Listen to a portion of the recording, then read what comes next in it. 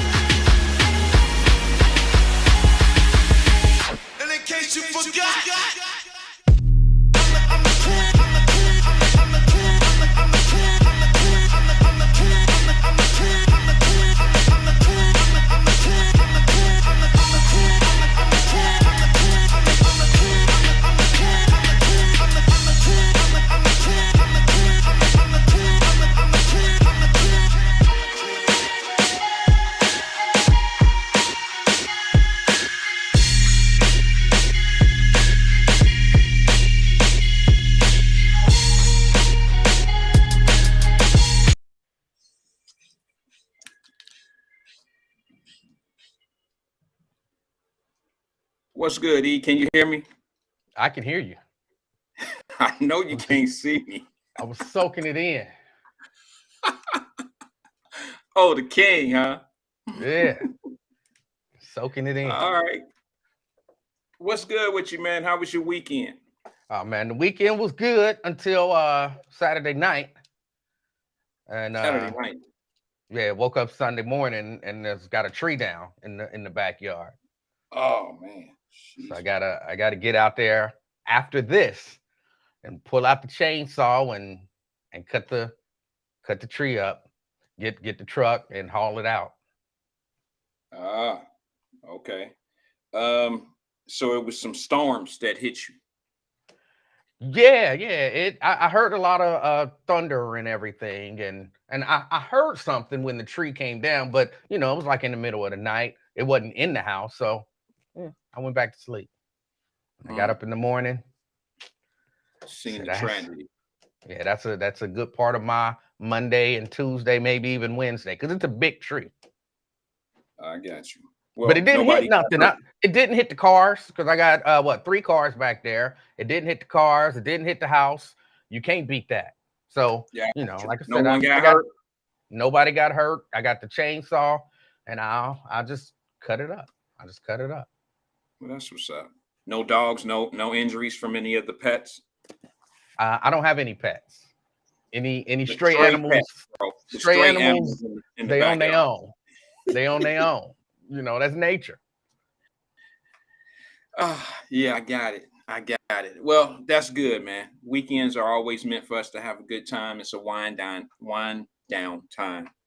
Unfortunately, sometimes we have to pick up extra duties from the weekend like you do from the storm. It rained most of the weekend.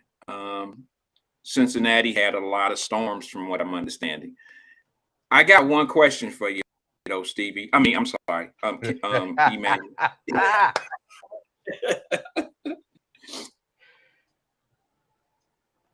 What's up with the glasses, bro? Man, I was feeling my celebrity today, So I said I wanted to come in, and then you played the music for me. Oh, okay. It was for you. And I just had to soak that in. It fit right in. So I said, hey, it was meant to be. It was meant to be. Well, I'm glad your weekend was well. Mine went well as well. My daughter, when you don't have anything to do, your kids drive, they force stuff for you to do. So my daughter, pushed me into a direction I really wasn't trying to go in this weekend, but that's cool. Other than that, man, it was a pretty good weekend for me too. I wonder how everybody else's weekend. How was everybody's weekend? Was it good? Hope so. So what's going on, man? What's new? How was? I know it's been probably a month or so since we've been on. Got a whole lot of catching up to do with you. How was Phoenix, Arizona? Phoenix, Arizona was hot. It was hot, but you know, it was cool. It was cool. I mean, I didn't do much down there. You know, went to a few of the mixers for the conference that Mrs. Livingston was at, and you know, hung out.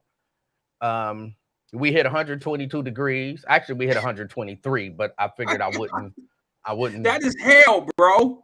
It's hell. It's 123 degrees in hell. Not on Earth. It ain't that. Look, don't get me wrong. I'm not saying it's pleasant. But I would take that 122, and when they talk about it being a dry heat, I'll take that over what, like 97, 98, 99 here. Yeah. Because here it is oppressive, whereas there it was just hot. It was just hot. Now, okay. Of course, and I said this before, the difference is the wind. The wind here has a bit of a cooling effect. The wind there is like somebody with a blow dryer turned on high, blowing it right in your face. And I'm like, please, no more wind. Just stop. You're not helping. But other than that, I mean, it was cool. The other thing that I did notice, you know how sometimes when you go out and it's hot and you roll your windows down before you get in the car, yeah, that don't make a difference. You know what I'm saying? Down there, that don't make a difference. 122 outside, probably about 122 inside the car. That don't help. So, but I had a good time hanging out in Phoenix, and yeah, it was cool. It was cool. We went and we supported some of the local restaurants, you know. So what, we hit like Burger King, you know. You can do that. You can do that in the natty, bro. You know, White Castle. You know what I'm saying? Wait a minute. Wait, no, I don't know what you're saying, bro. That's not supporting local restaurants. Those are local restaurants. They were there in Phoenix. That's not what a local restaurant is supposed to be. They were there. Small town. You ain't had a White Castle until you had a White Castle in Phoenix, Arizona. Well, first of all, White Castle and hot weather don't mix. I don't want a White Castle in Phoenix. And some people know why. We supported the local economy, man. We supported the local restaurants. We did go to this barbecue spot that was not delicious. It was this brother and this I guess she was Latina. I had a hard time telling the difference between the Latinos and the Native Americans. I had a hard time telling the difference. But they really the same. But they're not the same. They the same, bro. They are the same. They are the same. Wait a minute. You saying Latinos and Native Americans are the same? Man, they are the same. One speak Cherokee and Navajo, and the different other language. Spanish. Different language. They're not the same. Different language. That's it. Just a different language. They were the same. They the same. They're not the same. Bro. I'm telling you, it was this. I don't want, you know, the way I talk, sometimes it sounds like I'm being disrespectful, but I don't mean it to be disrespectful. Okay. Let me say that. I don't mean it to be disrespectful, but it was this Native American chick standing next to this Mexican chick, and they was both speaking English and it sounded the same. And I was like, I thought it was like two Mexicans. And then I heard, you know, but the dead giveaway was that the Native American chick had some Indian tattoos or Native American tattoos on her arm. And the Latino chick had something about La Raza on her arm. And I was like, oh, so she's Native American, but they was the same. They was the same. Maybe in other parts of the country, it ain't the same. But I think like in that particular area of the country, Because that was they was coming back and forth. It wasn't no Mexican-American border back in the day. So the Native American people and they was over in Mexico, they was over here, then they was back and forth, and then cut it off and said, all right, you can't go back over there, and you can't go back over there. And they was like, all right, we cool. And they say hola, and they say how, and that was that. That was that. I think I get it. I don't know if the folks get it, but I get it. I understand what you said. They the same. One says hola and the other one says how. I get it. Yeah. That's the only thing that separates them. Okay. Actually, man, let me just say this. My mother lives in Phoenix, Arizona. So I'm familiar. It's not a place that I ever really want to be. I could say that convincingly. I say it and I'll stand on my circle on it. Outside of my mother being there, I do have a few other little friends that I went to school with who ended up living out there. But other than that, man, I have no reason to go to that desert. No reason whatsoever. It doesn't rain, okay? It never rains. And when it does rain, it doesn't rain water. It rains sand. Do you understand what I'm saying to you, brother? I don't know if you were there when this happened. No, I mean, when we left, and then the day that we left, it actually rained.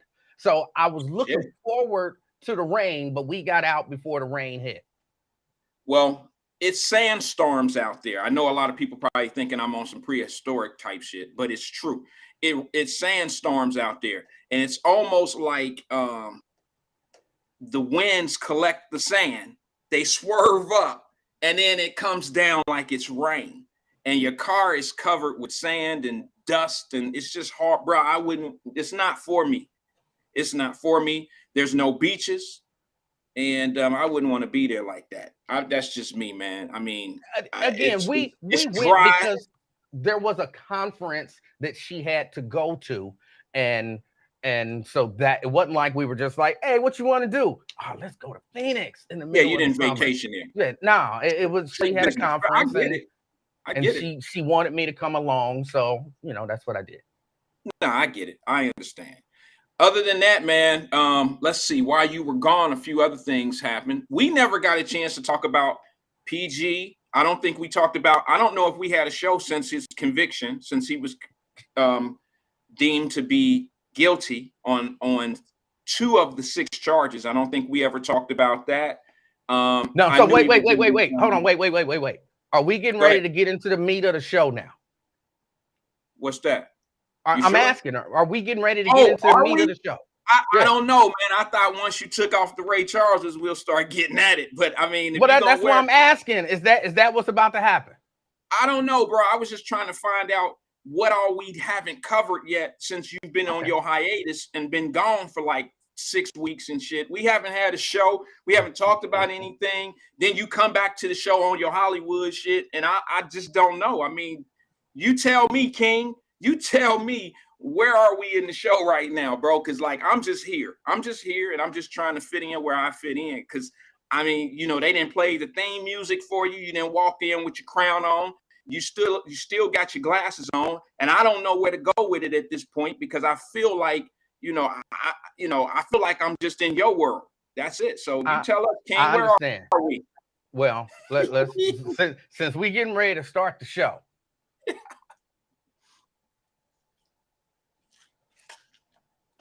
Dun, dun, dun, dun, dun, dun, dun, dun, dun, dun. All right, I'm ready. Let's get it going. Oh my God. I see all kind of comments. They calling you Stevie. They calling you Ray Charles. I done seen everything, they bro. Haters. And it's all right. The funniest one has not even been said yet.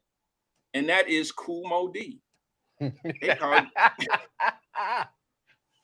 I seen somebody put a post out on Facebook. Kool Moe Dee, I don't know if he was in Cincinnati. I don't know where he was, but he had these. Now, Kool Moe Dee is from the, I guess, late 80s, early 90s. He's from our rap generation, bro. Yeah. And I mean, he looked like Chubb Rock right now instead of Kool Moe Dee, but he's still rocking the Kool Moe Dee glasses. But he had these three background dancers up there, still trying to do the old shit that we used to do back in the day. It's just a bad combination, bro. And then MOD sound like he need an oxygen tank. And he was one of my favorite rappers back in the day, but he just can't get that Wild Wild West out his mouth anymore, bro. It's like, Wild Wild West, he can't get it out. And I mean, you know, it was on the Bobby Brown level, bro. You seen Bobby Brown perform lately? Yeah, I have. I have. My favorite performers back in the day. I would stop at your live Bobby Brown show. You understand? I mean, Bobby Brown was the shiznick. All right, he was the shit. And now when you watch Bobby Brown, he can't take every little step no more. He's finished with that. You know, he got to sit down and sing everything. You know, he done had some health problems, so you know, you gotta be okay with that. Granted, and Bobby's been through a lot. Yeah, he's been through a lot. But you gotta wonder how long. I mean, James Brown really set the bar way too high for these guys. Because back in his day, James Brown did all that fast dancing, and you know what he did. You know how he did his show, and he did it for decades. I don't think did it till he died. He did it up to the day he died. You're right. I don't think today's singers from the 90s could do the same. I mean, can you imagine MC Hammer going out there doing all that shit he used to do, or Bobby Brown? Look, I ain't seen Hammer in a minute. I imagine Hammer might be able to still do all that stuff. I think Hammer will do that shit because he has to. But I can't imagine his... See, that's the difference between Hammer and somebody like Bobby Brown. Bobby Brown had hits, songs that made everybody else dance. You see what I'm saying? People tuned in for MC Hammer to watch him dance. His lyrics were not gangster. They wasn't good at all. It was just more like, okay, Hammer, go Hammer. I mean, what lyric is that? Go Hammer, go Hammer, go. I mean, you know what I'm saying? So we got to watch you. So now if we book you in 2022 and you singing, go Hammer, go, you can't say that shit when you sitting on a stool. See what I'm saying? You know MC Hammer lyrics. Stop acting like you don't. I don't. Go Hammer, go. You can't touch this. What he say? What he doing? What you think? Okay, so what you saying, E, is this. You would go to an MC Hammer concert and sit down and watch him sit down and sing his lyrics. No, I'm not saying that. I wouldn't go to an MC Hammer concert. But I'm saying to act like, even though his lyrics was whack, to act like you don't know those lyrics, you know those lyrics. I know his hooks. No, I know the hook. Lyrics. No. My music hits me so hard, makes me say, stop. You gonna act like you don't know. Stop it. I do. Oh my God. I think. Oh my goodness. Oh my goodness. Stop it. Bro, I don't know his lyrics, but I tell you what I can do. I can sing some. I can't sing, but I can pretend to sing some Bobby Brown hits. I can sing some Bobby Brown shit. Every little step I take in My Prerogative, all those joints with stuff that he danced to and you dance. All right, you don't know no MC Hammer lyrics. All right. You can't touch this. You know them lyrics. No, I don't, bro. I was a DJ and know what the hell he talking about. Yes, you do. Yes, you do. No, I can't. I'm just being honest with you. I did not like MC Hammer. I was one of those MC Hammer is a sellout guys. I did not like MC Hammer. Now, he was not a sellout, bro. He employed 102 people and brothers and sisters in his show every night. Look, you getting caught up on the wrong thing. I'm saying I was not a fan of MC Hammer, but I know some of his lyrics. I mean, it's not like they were complicated or anything. Wait a minute, hold on, bro. What's the sellout part of MC Hammer? Where did he sell out? What are you talking about? I don't want to get into it. It's how I felt at the time. I felt like at that time. what he was doing wasn't, with the landscape of what hip hop was and where it was going. He was, and by sellout to me at that time, I just felt like he was overly commercial. and he went out of his way to be overly commercial, which is not necessarily bad, because I mean, that's he's trying to sell records and tickets.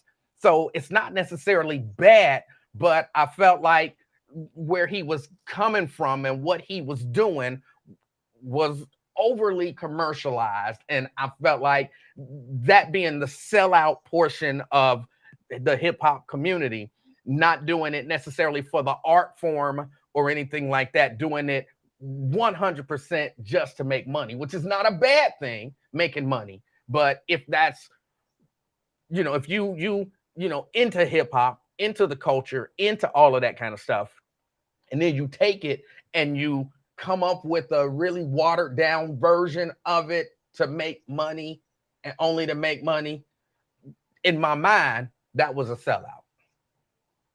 That makes no sense, E. Okay. I'm just telling you. That makes no sense. So was Michael Jackson a sellout in his music? Was Michael Jackson a sellout? He was the most commercialized artist of 3 decades. Michael Jackson had deals more than anyone. Was he a sellout? I feel like maybe.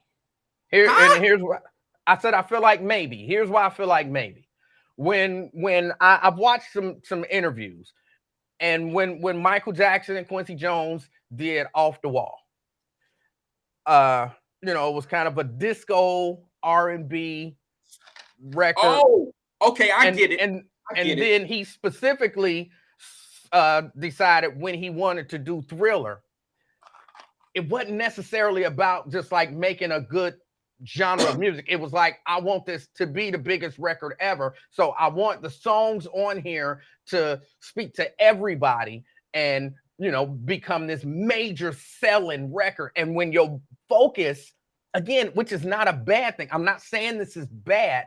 I'm just saying in terms of whether or not one's a sellout or one ain't, however you define it. And again, that was the, 19-year-old Emmanuel Livingston definition. So depending on how you define it, when Michael decides, I don't want to do another exceptionally successful Off the Wall with R&B roots and all of that kind of stuff. I want to go hardcore pop and make this the biggest selling record of all time. That was his goal in making that. Then one could say, yeah, he kind of sold out. He sold out basically what he was and what he came from to go somewhere. But again, that's not necessarily a bad thing. So basically, from what I'm hearing, if you're a crossover artist, and this is what you were called back in the day, was a sellout if you were a crossover artist. So to bigger your audience, to put to become more mainstream, it sounds like, and I know for a fact that artists were called sellouts back in the day when they did that. I specifically remember a scene in the 5 Heartbeats when they were off on tour and a record was made. Y'all know 5 Heartbeats my shit, right? So a record was made. They were out on tour and they came back, and their manager, some guy, PR guy, got off the bus and he showed them their new album cover, and it was a bad situation. But it was 3 white boys on the cover on the beach or something. It was crazy. That part was crazy. But their biggest problem was they didn't want to be crossover artists, and that was going to make them, in their minds, was going to put them on the level of being sellouts. The Temptations had the same problem with Motown, to be honest with you. Motown wanted to do something big for the Temptations because they were bigger than just the audience that they had. And their biggest argument back in the day was, don't want to be crossover artists because we don't want to be considered sellouts. And I can name plenty of people. Now, but understand this, at least in my mind, there's a difference. Like, if you just making music, the music that you make, and whatever the natural progression of your music is, and it crosses over, that's one thing. But if you specifically go out of your way to change your music, change your style, just for the purpose of crossing over, then I think, yeah, you selling out. And again, I'm not saying that that's a bad, like, look, if you tell me, Eli, we know you like this music, but if you do this music, you will get paid. Eli might do that music because Eli want to get paid. And I won't be mad about you calling me a sellout because this ain't even the music that I feel, but this is music that'll get me paid. And then other people might be like, well, he's just a crossover artist. He's still making good music, blah, blah, blah. But I know in my heart, this ain't who I am and where I am. This is for the money. I sold out. And again, so that's not bad. I got to feed my family. So that's how you feel Hammer did. MC Hammer did that in your mind. Yes. He watered down hip hop. He wasn't really a hip hopist, bro. He was more of he was a dance music guy who happened to add rap lyrics to his music, to be honest with you, bro. I don't think anybody ever sat down and listened to an MC Hammer song and was thinking that he was a lyrical, he had no structure of. I agree. I agree. Nobody necessarily felt like that. But again, what I felt like was his intent was to masquerade as a hip hop artist, but like you said, water it down to the point where it crosses over and I make a whole lot of money. And again, I'm not necessarily saying that that's bad. Making money is not bad, but if the reason that you're doing the thing, whatever it is, and this is just kind of my definition of a sellout, if you are not true to whatever it is that you're doing and you compromise whatever it is specifically for money, you sold out. Again, selling out is not necessarily always, it's not bad, but in my mind, that is like the definition of a sellout. I'm doing this. I'm compromising who I am, what I believe, whatever, for money. That is selling out. Now, whatever your connotations are for sellout, that's on you. You got to reconcile that within yourself. I don't think being a sellout means you're a horrible human. I don't think it means that, any of that kind of stuff. It just means just that. This is for the money. Period. So, again, I'm not saying it's bad. I'm not saying these are bad people because they sold out. And crossing over don't necessarily mean that you sold out. Again, if you're doing it and you graduate and you mature and you're like, I'm feeling this different vibe. Like, I wouldn't necessarily say that Ray Charles sold out when he was making whatever he was making, kind of R&B, and decided, you know what, I want to do some country music. I wouldn't say he sold out. I don't think he was doing the country music, like, hey, if I do country music, then I'll reach new and it'll be more money. No, that's just what he wanted to do. He wanted to branch out and do different things. And if you're doing it for that reason, you're not selling out. But if you are doing it specifically, but if we water it down a little bit and we can get that white money too, then yeah, you're selling out. And that's not, again, I have to keep saying it because people don't sell out and people get all worked up over the word sellout. That's not necessarily a bad thing. It's just a different direction. But if you're compromising what you believe, what you think, your art form, whatever, specifically, not for artistic integrity or growth, but specifically for money, then yeah, you're selling out. Okay. I don't agree with that. Then what do you think? What do you think a sellout is? I think a sellout is someone who could possibly who leaves their folks because maybe they think that the grass is greener on the other side, and maybe they got where they are today off the backs of other people, and then they don't do anything to benefit those folks. And when I say that in music, when I say that in sellout to me, that's not that's just a bad almost just a bad person. But again, well, no. when you asked me what my definition, you asked me what my definition of a sellout right. is. I did. And I'm saying that I think a sellout is someone that uses that gets somewhere in life off of a group of people, and then kind of like stop effing with them and go off to the greener pastures of what they think is better. I'll give you a perfect example of what I think a sellout is, and some people gonna really hate me. They probably gonna leave me alone, and they probably don't rock with me anyway.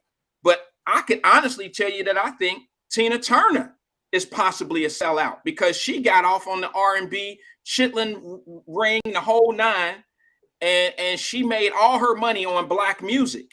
And then she left black music alone and went straight pop and then start living over in England. She is from Butt Nicks, Tennessee, and she has the English Queen's dialect now.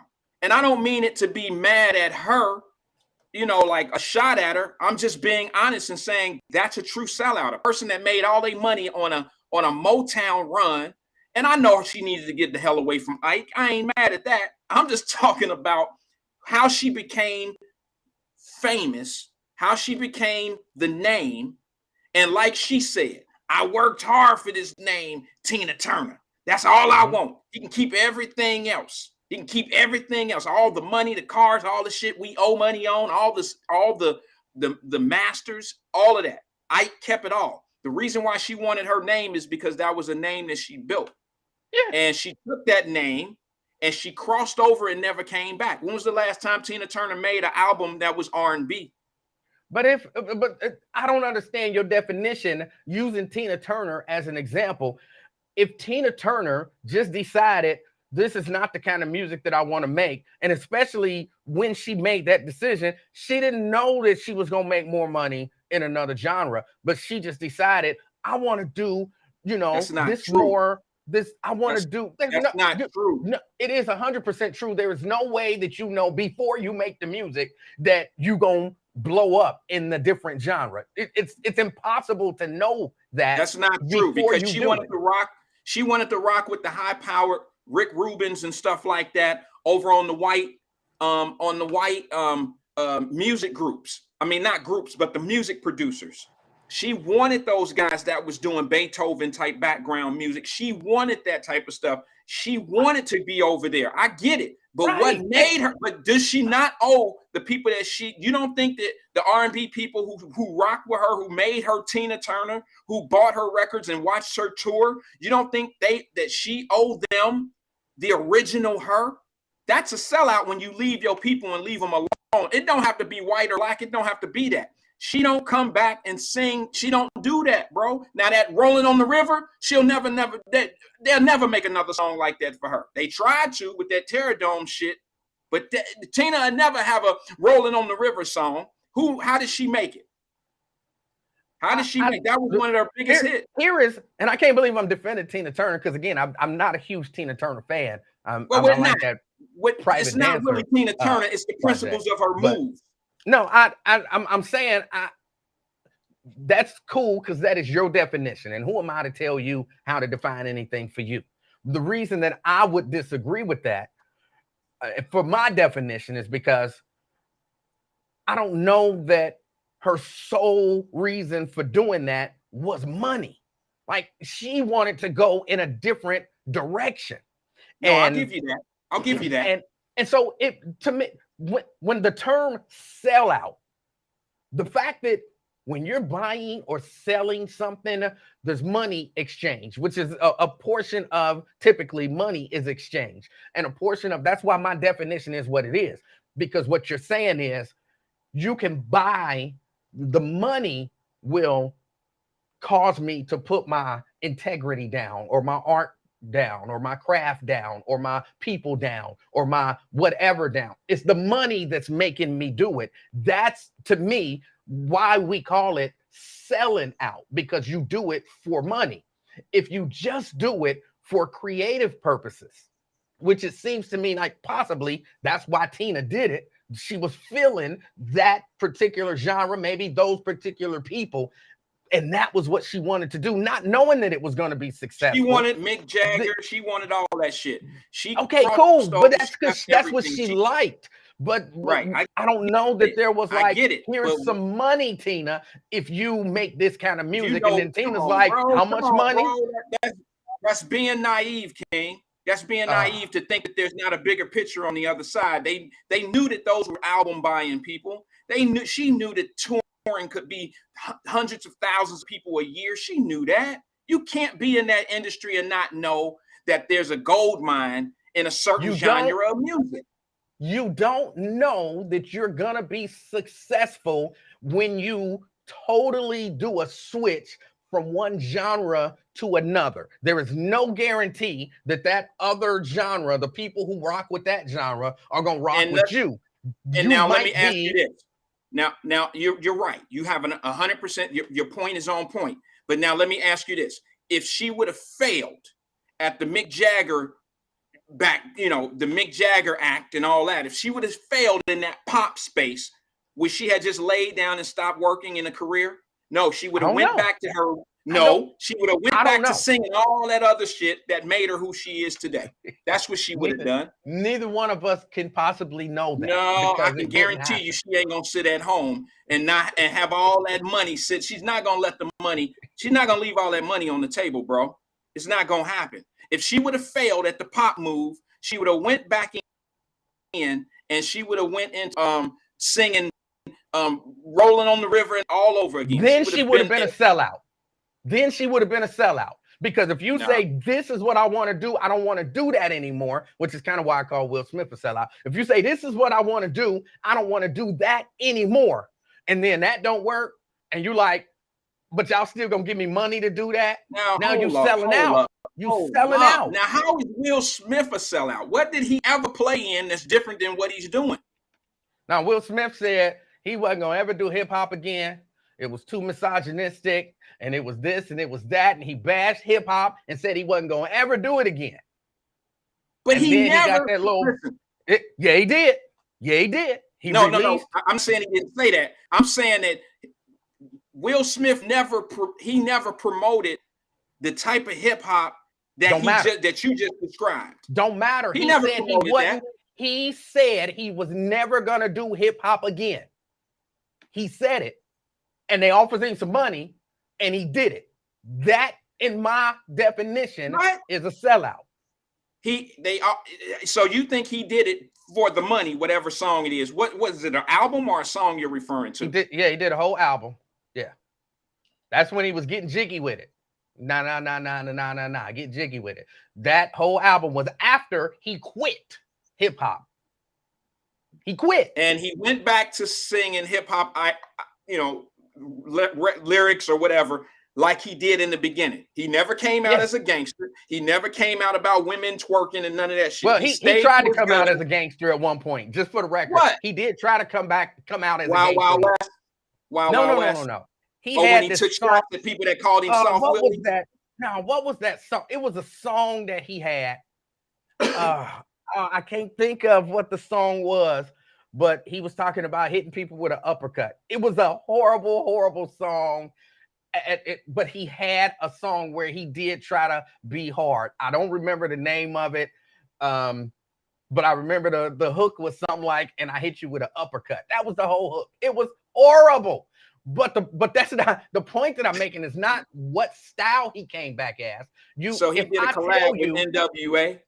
If I tell you I'm never doing Talk again, and then Wyatt called me and Wyatt say, yo, I got $500,000 to do this show, and I'm like, all right, I'm in. I just sold out. I did it for the money. That's selling out. That's a different kind of sellout. That's the kind of sellout that I'm talking about. That's the only type of sellout that I'm talking about. I thought you was that has been my definition since the first minute we started talking about this. You called MC Hammer a sellout. That don't meet that criteria of sellout that you just described. MC Hammer didn't do none of the shit you just talked about.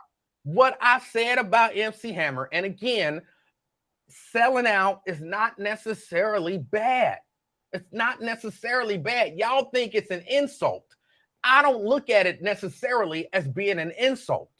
I just look at it as being a factual description of what happened. And if I say I'm gonna do it this way for money. That's the only reason that I'm changing changing this art form, or changing my style, or changing my genre, or changing my affiliation, or changing who I support. If I'm doing it for money, King, I sold out. I get it. Do me a favor if you don't mind. Just do me a favor. Let's calm down. Do me a favor. Put the glasses on. Just do it, King. Do it, King. Do it, King. We got some people that came in late. Just do it. Dun, dun, dun, dun. There he is. Okay. Now look at the camera. Ladies and gentlemen, that is a sellout. You sold out, man. You ain't never been like that. You changing up. You come on the show with the glasses on. You looking down on body. These are the people that got you started and supported you over the years. Now that's a sellout. Who with me on that? All right, man, you can lose that shit now. You can lose that. I was just playing, but damn, you feeling yourself in them glasses, Mo D. Just what was Mo D's favorite hit? Somebody tell me what was Mo D's favorite shit. What was his favorite stuff? What was his, not Wild Wild West? What was Mo D's greatest hit? Because I like Do You Know What Time It Is? You know, he was one of my guys, bro. So I really like Cool Mo D. But let's see. He had Wild Wild West. He had Do You Know What Time It Is? And then he battled, for some ungodly reason, he battled LL Cool J, and L just lit him up. Somebody have to remind me. I go to work. Thank you, Brent. I go to work. That's the song that he was singing on stage. That's the song he was singing on stage. Bro, he was not going to work. He sound like, oh, go see the doctor. Thank you. He sound like, bro, he needed an oxygen tank. I'm not lying. I don't know how long the show had been going on. That's a bit of a fast-paced, you know what I'm saying? That, you know, you gotta be, because lyrically, it's a lot packed in there. So yeah, I mean, you know, he older. I could see that being difficult for the old man to get out. Yeah, it's a lot of words packed in there. Yeah, okay. I mean, Mo D was he was heavy D. I mean, I'm just telling you, bro. He was looking a little bit different. You know the lyrics. You know the lyrics to I work. I go to work. I do not. Oh my goodness! Bro, it's been 40 years. I can't remember shit like that. It's been 30 years. I don't remember. Listen, bro, I don't remember those lyrics from the early hip hop days. My mind has been taken over by other shit, you know, and I'm older. I'm not even a hip hop guy. I'm not a hip hop guy. Let me repeat that. I am not a hip hop guy. There's a very few, you know, songs and artists. Number one, that I recognize, and then number two, that I know. But I know that one. Come on. All right. Well, man, listen, like I said, I was a DJ back in the day, and I still don't remember all those lyrics. Though, I mean, it's just been too long for me. If somebody's vegetable, if you eating vegetables and your memory can last 30 and 40 years and know somebody else's lyrics, God bless you. But my memory bank don't serve. It don't really have that type of memory. I don't have them type of bit backs and shit left in my mind. I don't have it. I got other shit to worry about these days. But I can't remember all those lyrics. Shit, NWA, some of them starting to fade away out of my mind right now too. Shame on you. I'm sorry. But anyway, King, let's move on, man. Hold on 1 second. Give me 2 ticks. You take it. All right. We about to move on to something. I'm not sure. But we had a discussion about a number of things that we wanted to talk about today, and hip hop and being a sellout was not one of them. So I'm not even 100% sure how we got here, but that's what we do, man. We talk it. So that's what we do. Well, my dog, man, he ran off with my little thing, and I had to go get him real fast. And you know, he's a badass little dog, so I had to go get him. His name is Duke, and I didn't want him to get the paper towel to be all over the crib and shit like that. But anyway, all right. So Anthony Prosser said, let's talk scooters. Quick thing on that real fast. How's the scooter? You ain't been home. You haven't been home. I haven't. And today was going to be my day to start pulling the moped apart, but I got to take care of that tree. Okay. Yeah, that's right. Tree fell down. All right. So listen, man. Did you hear about Brent want to know what are the telephone numbers there at the bottom of the screen? Yeah. 513-310-0546, or of course 513-717-KING. That's 513-717-5464. Oh, let me just say this to the folks too. We have a tentative date on our live broadcast. We're gonna be down at Eli's. I know some of y'all tripping when we say Eli's because we all know that the King, his stage name. You might as well put the glass on. His stage name on the singing group. Can I get the name of the group again? E. The Color of Rhythm. The Colored in the Rhythm. The Color of Rhythm, which is Emmanuel's singing group. His group, his stage name is Eli. So ironically, one of the places that we're going to do our live broadcast coming up soon, the tentative date is August the 1st, and it's going to be at Eli's Barbecue down at the Findlay Market. I think that's going to be a great time. I think we'll have a good time. We want everybody to come out, bring your own wallet. We might give away a gift certificate or some shit like that, maybe.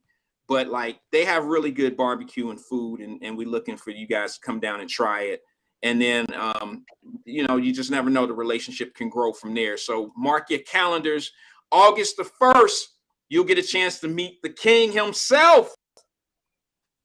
The King himself, Emmanuel Livingston. Down at Eli. At Eli. Looking forward to that.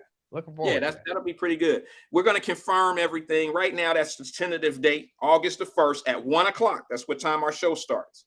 Y'all can come on down, get some lunch, hang out and, enjoy the show live, participate live, all of that good stuff. Yeah. And for those that don't eat pork, there's other things on the menu. Y'all can sit back and pump fake. You don't eat them bologna sandwiches and all that other shit, but all right, we can square you up, get you a pot of cornbread or something, pot of string beans or something, and they got good food, man. So you might want to check them out. Chicken? They don't eat chicken. It's the one down on Terry Trice says which Eli's. It's the one on Findlay Market, down by Findlay Market. So that'll give us a chance. Some of y'all, ain't never really been down there, since we talking about sellouts. Once again, I just want to say my definition of a sellout, and the only definition I know of a sellout, is someone that came up a certain way and they leave it alone when they come up that way and they never look back and they never reach back to help. That's a sellout to me. I don't like that definition. You don't? No. That's not a sellout in your book? No, but we moving on. We moving on. We moving all right. On. Well, anyway, all right. That's my definition. But listen, did you hear about the shooter in Indiana, bro? I heard about it, even though I didn't see the stories on it. So fill me in. Well, there was an active shooter in Indiana at a mall, Greenwood Mall. I'm not quite sure exactly where that is in Indiana, but there was a shooter that walked into a mall right around the time the mall was closing on Saturday. And he actually shot 6 people. Active shooter at the food court, bro. Took a shotgun not a shotgun, but a rifle, into the mall and shot like 6 people. And then he was taken out by a guy in the mall who happened to be strapped himself by a citizen. And this is what I've been trying to tell people in my perspective, and I'll love to hear what you say about this as well. But this is why I think it's important for people to be able to arm themselves, because here this man is that walk into a mall with a fully loaded gun, and he can shoot as many people, as many bullets as he has, he can shoot that many people. And now that mall turns from a soft target to now a harder target to get his stuff off on, to shoot people, because he got eliminated. He got taken down by somebody who happened to have a gun, who was minding their own business and doing what they were supposed to be doing with their gun, and that was to protect themselves. And this man walks into the mall, shoots 6 people, 4 of them die, 2 of them survives, one's in critical condition, one of them happens to be a 12-year-old, and then a 22-year-old young man actually shoots and kills the perpetrator in this act. And I'm asking the audience, after, I want to hear your take on that, E, but I'm asking the audience is, do you think that the man that shot the guy who took the perpetrator out should be charged with murder? Because there are people saying that he had no business shooting that man. That sounds crazy to me. It sounds crazy to me too. I know that there are people who feel that way. And to me, that was the benefit of the potential benefit of this law in Ohio. Now, of course, he shouldn't be charged with murder. I believe that if you harm or kill someone defending somebody else, like legit defending, I mean, he's actively shooting people, killing them, and you shoot him. No, that's not murder. No, that's not murder. So no, there should be no charges for him. But that to me was the benefit of a law like the law that we have in Ohio, where now I can go buy a gun and I can carry it with me. I'm not carrying it with me just to shoot people for fun. That's the reason I'm carrying it with me. Now, whether or not I would have, still been in that mall because I'm not a cop. So I'm not running towards the shooting. You know what I'm saying? But if I happen to be in that vicinity and he starts shooting people, innocent people, and I have a gun on me, my life is in danger too. So yeah, I'm going to shoot. I'm going to do my best to take that guy out. And to me, that just makes sense. That's the part that I don't understand for the people who are against us arming ourselves for protection. I don't understand the mindset behind you shouldn't be able to arm yourself all the bad dudes can go get guns illegally and any other kind of way. But the rest of us, we got to jump through hoops to arm ourselves, to protect ourselves. No, he shouldn't be charged with nothing. If anything, he should be held as a hero. There's no way, because I've been watching the news.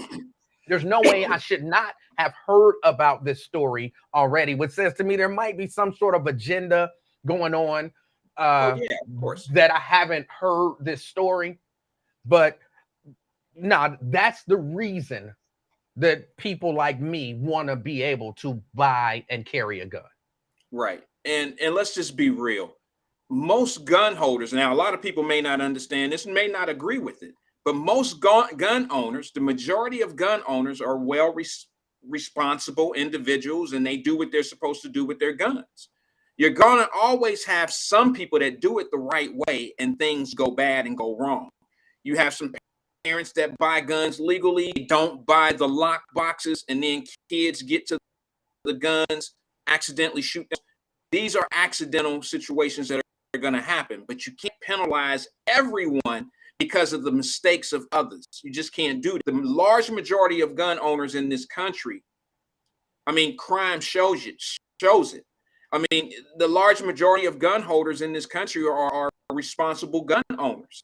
And this particular situation that happened in this Indiana mall is a perfect example of what has been said. And that is, the more we reduce soft targets, the less it's the least likelihood that something like this will happen again. Now, the next active shooter that goes into a mall has to think, well, there's about 1,300 people in here, or 5,000 people in here. Out of 5,000 people, I know a couple of them got guns. They have to second guess where they're going to do their damage. And that has to be something that we have to consider as a good thing, because we're never going to stop active shooters. And I'm tired of people paying attention. They paying more attention to it now, E, than they've been paying to it in the last 5 years. This stuff has been going on. And just because this law has changed here recently, now you want to start paying attention to every shooting that's going on and want to blame it on the new law. And that's just not, that's not fair. It's not right. It's not accurate. And you're going to brainwash yourself with misinformation. do situations like this make you less likely to go out in public? Yes. I said it on my show on, I think, Thursday or Friday. And I think AP called the show. He called Wyatt Live and he said, I'm not going to live in like, I'm not going to, just stay in the house. I'm not going to do this. I'm not going to do this. No one's going to stop me from living. It's not like you're being bullied into it. I think safety and care for yourself, if you want to call that being bullied, that's one thing. But for me, I don't do a lot of things in life, not because that I feared it to happen to me. I do it in life because I know other people and I don't want their dysfunction or some of the things they're going through in life to come off on me, because a lot of innocent people get killed off of one messed up person. Look at the children down in Uvalde, Texas. Look at the 13 black folks that were in the grocery store, in the grocery store. If there was somebody in that grocery store carrying a gun, that they may have reduced that 13 killing to maybe 6 or 5 or 4. You just never know. It's an easy, I guess, or assumption, but we got to look at it for what it really is. We're not going to get the mental health people and these guys that we know have no business with guns. We're not going to get them off the streets. It's just not going to happen. And if you're worried about the mental illness or the mental health people on the street, you have to have that same energy for the gangsters with the guns on the street. Now, for the people who are I don't want to say anti-gun, but anti-guns being readily available to the public, does a situation like this even begin to change your mind? Like, do you then see the value of potentially people like me being able to go buy a gun and just walk around about my day? Or are you still like, well, no, it's bad. It's going to increase homicides and suicides and all the other sides. And, so people should have to jump through hoops to have guns. And I saw where Brent had a comment, and Brent says, I just say, if you black and you pull out a gun for an active shooter in the mall, when the police roll in, they ain't going to ask no questions. They just going to start blasting. I mean, you got to be smart. You know what I'm saying? I think you got to be smart, even though there was a story, and you might have more detail on the story, but there was a story where someone had stopped an active shooter and the police rolled up and saw them with a gun. And so they shot them. They shot the person who was the hero in the situation, and they didn't face any consequences because they said, how are they supposed to know? So you have to be careful and, smart. Hey, after you shoot the dude, you put that gun down, and you know what I'm saying? Right. You stand there, you do surrender. Right. You don't do anything when the police roll in that's gonna make you a target. Yeah, because the police may have a description and they may not. They don't know who the active shooter is. You could have neutralized that active shooter. The active shooter could be down, and here come the police coming around one of those bends, coming around the corner, and see you in your aiming position, and now they think you're the shooter. So yeah, that could easily happen. But let's just say this 22-year-old kid didn't. And I want to emphasize that this kid, who is now considered to be a hero in that community, he's 22 years old. And see, we so big on trying to talk about all these young folks carrying guns. Well, here's a young folk that had a gun, and he did a very responsible thing. He utilized his weapon for what it is really truly meant for. And that's the protection. His life and others' lives were in intimate danger. And y'all got to understand that the police are never going to be there right when the shooting starts, but you will be. You will be. The police are reactive. They're there after the call comes. They don't come until the first shot rings out. By the time they get there, 13, 14, 15, 20 shots have already rang out. So you need somebody on the scene. And let's be clear. Most people that could go to a gun store today, I'm talking about Premier, any gun store in Cincinnati, they can go to a gun store today and buy a gun if as long as they don't have any felonies and things of that nature. But most people that buy a gun just buy one off the shelf or out of the casing and know how to work it. There's going to take a level of training for anybody and everybody who wants to be a responsible gun owner. I don't know anybody today that's going to buy a gun just on their free will, and they're going to buy it because they can, and then walk out of there with absolutely no training or no intentions of getting training, and just going to walk out. First of all, you don't even know how to load it. Tell me how many people can buy a 9mm today with no training and know how to load the gun. Most people can't even load the gun. Well, I would imagine the first time that I went shopping for a gun, I had used firearms when I was younger for hunting in the great state of Alabama, but I had never used a handgun. The guy at the counter showed me how to load it and how to chamber the bullet and how to unload it and all of that kind of stuff. You're going to get that basic level when you buy it. You're going to get that basic level of, showing you how to do it.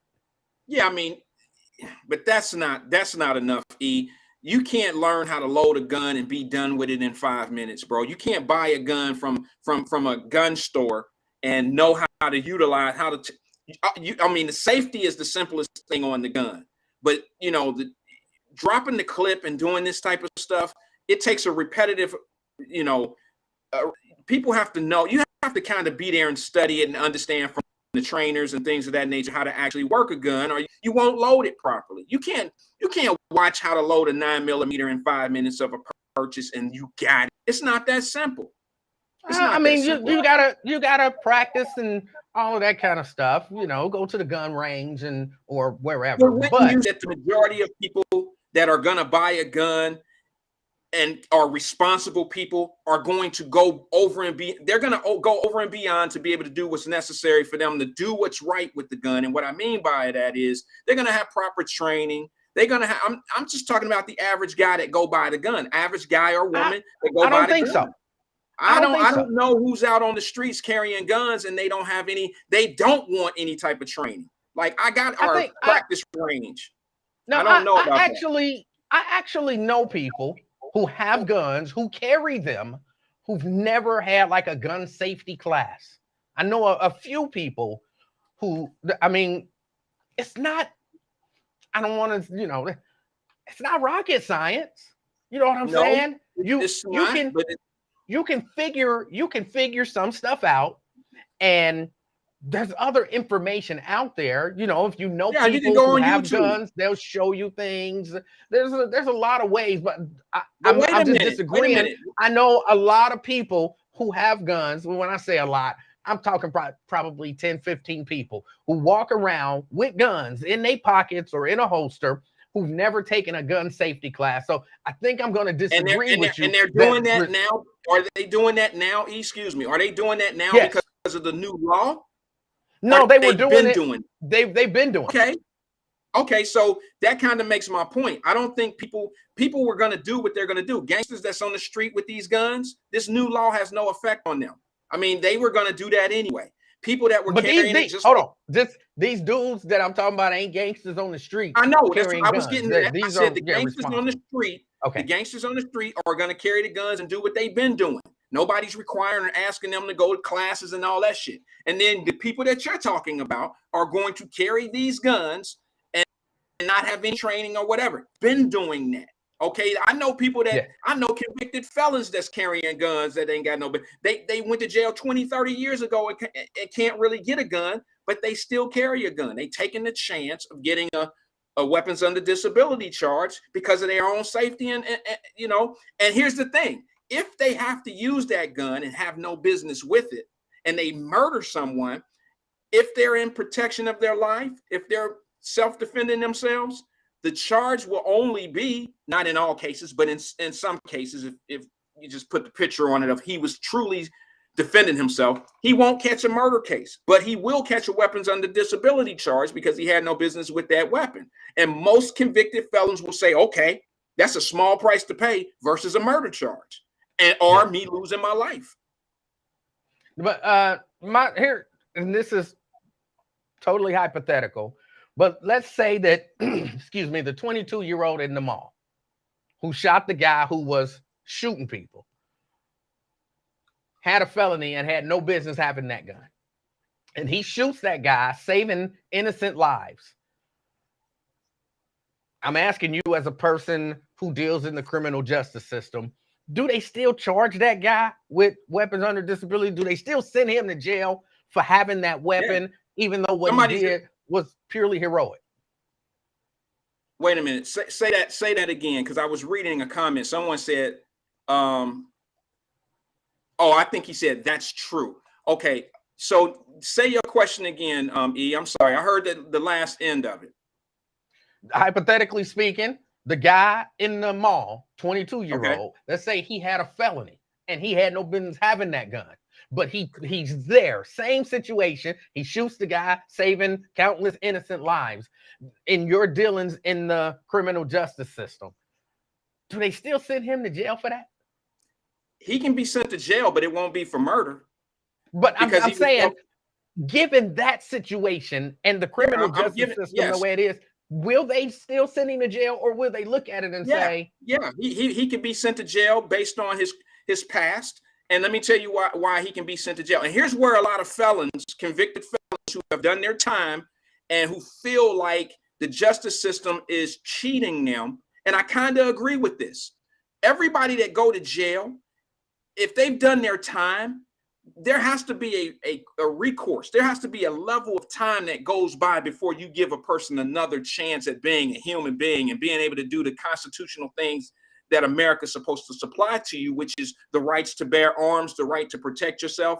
If you're a convicted felon, I'm just going to use the state of Ohio. If you're a convicted felon in the state of Ohio, you can no longer carry a gun even after your time is up. You're a convicted felon, and now you can't be within feet or a handshake of a gun. You can catch a weapons under disability charge. Let's say this would have been Kenwood Mall. Let's say that you did 3 years, 3 years on a gun charge 20 years ago, E. You were the guy in the mall and there was an active shooter and you had no business with a gun. And that guy was shooting 30 yards from you, shooting people up, and you took your illegal gun out and you shot and killed him. You're not facing a murder charge there. You're not facing a murder charge. But what you are facing are the consequences of having the gun illegally, which would be a weapons under disability charge. You can legally defend yourself when intimate danger is in front of you, even as a convicted felon.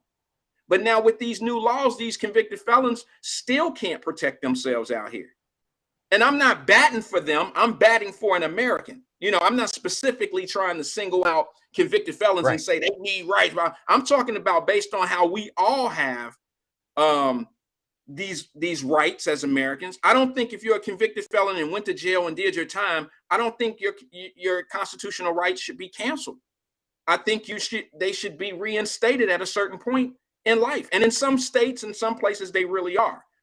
But there's still some places that these guys cannot protect themselves the same way you and I can.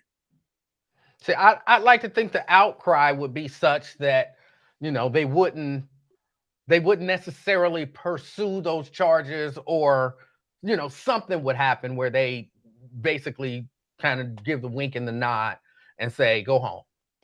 But you know, winks and nods going on in the criminal justice. That's what we've been fighting for years. When you get winks and nods, there's injustices. You know what I'm saying, bro? I mean, honestly, black folks are getting I understand what you're saying, but winks and nods against us forever. I also don't want people who I don't want a felon, a person who's been previously convicted of a felony, to be standing in the mall when somebody starts shooting and he got a gun, but because he got that felony, he ain't gonna do nothing to help. He just gonna run and let whatever happen because he don't want to end up in that, you know, in that situation. So I agree. From a reasonable standpoint. If he is looking at a mandatory 36 months for having a weapon when he had no business having it, that's to the judge's discretion to determine how much time this individual faces for having an illegal weapon on him. Because let's just say that shooting never happened. You know, the judge has to take in consideration, well, what were you doing with this weapon in the first place? Why did you have this weapon? And of course, his argument, which is a very strong one, is the criminals have weapons out here and I need a way to be able to defend myself, just like you and I. And I think that's a very strong argument. But we have to take in consideration the law is not, you know, it's black and white. It's very clear cut. Circumstances may have a lot to do with situations, right? But then you got to look at, that's where judges come in and make discretionary decisions. And in this case, I know this was a hypothetical. If that 22-year-old dude was somebody that just came home a year ago and he had that gun and had no business with that gun, then you have to look at him and say, hey, yeah, you're not going to be charged with murder, but you're going to be charged for having a gun illegally. All right. I don't like it, but I understand it is what it is.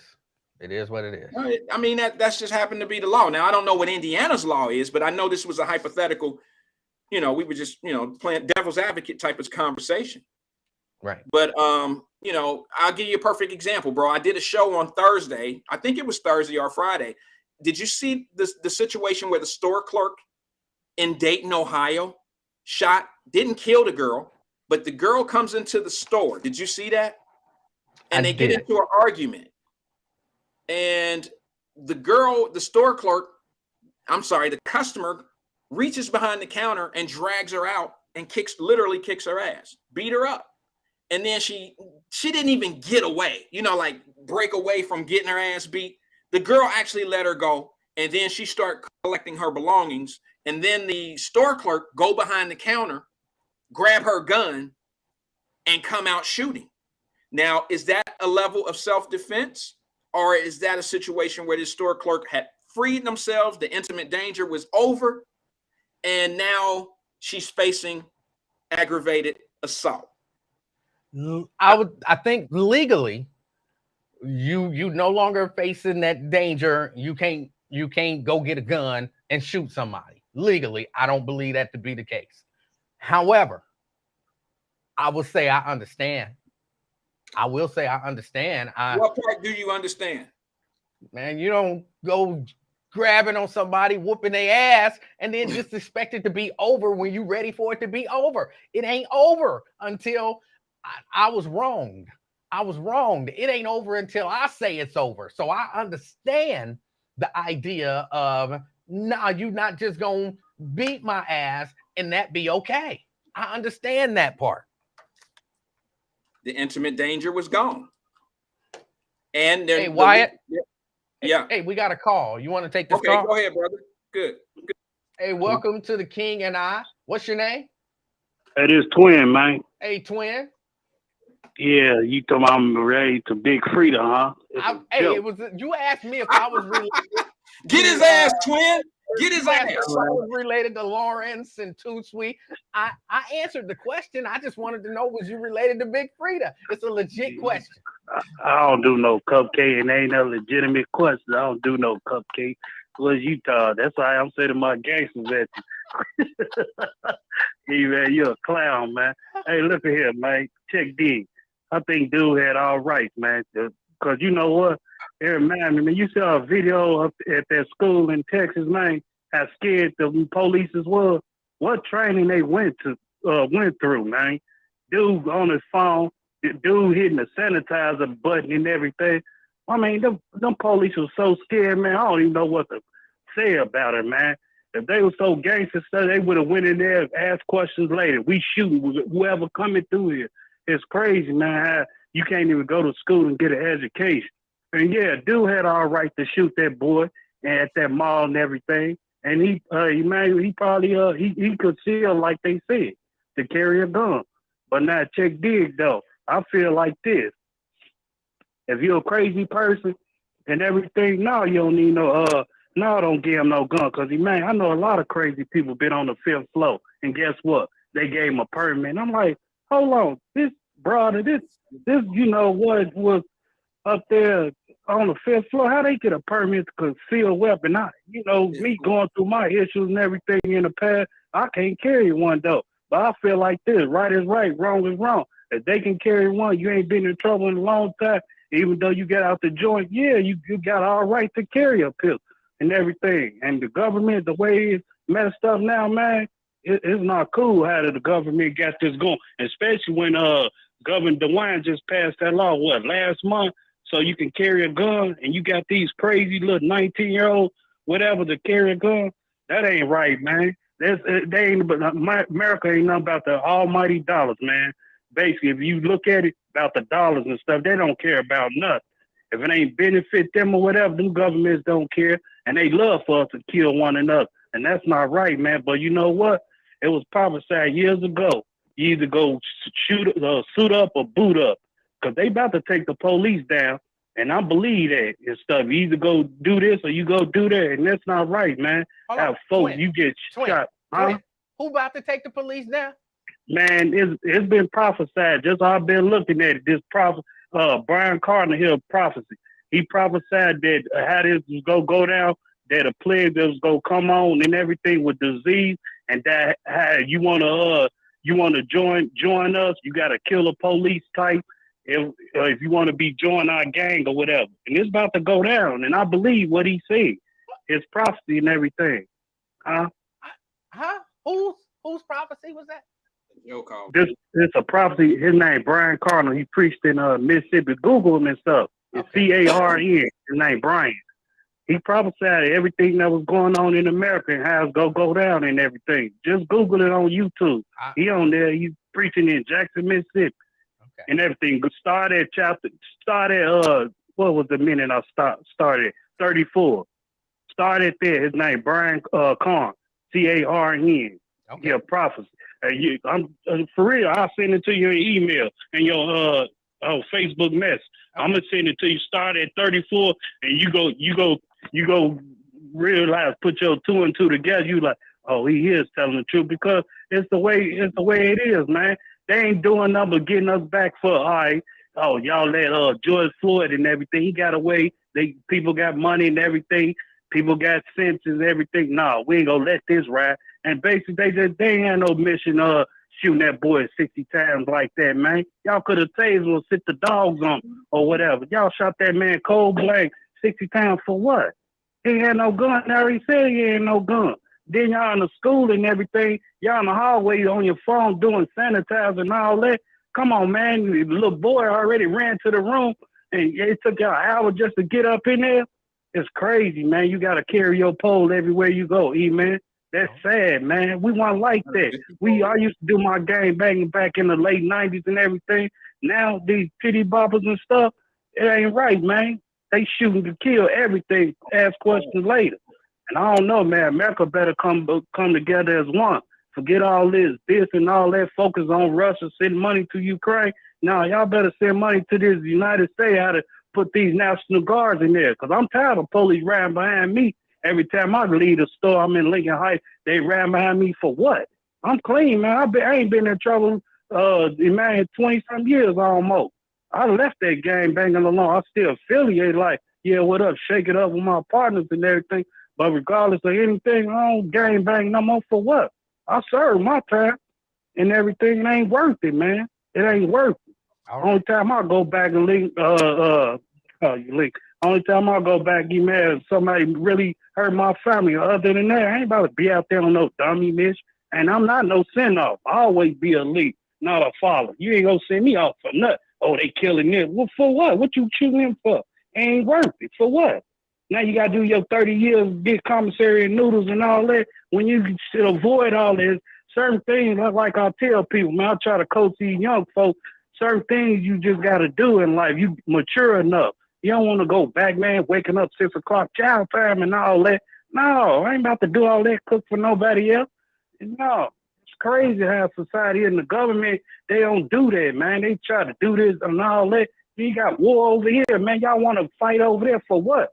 Fighting you over there doing missions and all. Man, you got a war over here. Focus on home before you try to go out the country and everything. Yeah. Home is where we need it, man. You out here struggling and everything. Rent everywhere, gas high. For what? Y'all fighting over gas for what? For what, man? Money, greed. The American going down. You wonder why 9/11 all this happened. Yeah, because y'all dirty. How y'all treat black folks. We still waiting on our 40 acres in the mule. I'm sorry taking the church and letting the congregation open up. I'm sorry. We in church. Hey, man. Twin, you who was nice down there with you? Say that one more time. Who is Mac Buddy on there with you on your Facebook? What's his name? Tell him your name, sir. Mac Buddy? What's that? Mac Mac Buddy is like old school language, man. You know. Okay, brother. I'm sorry about that. I'm Mac Wyatt, Buddy. man.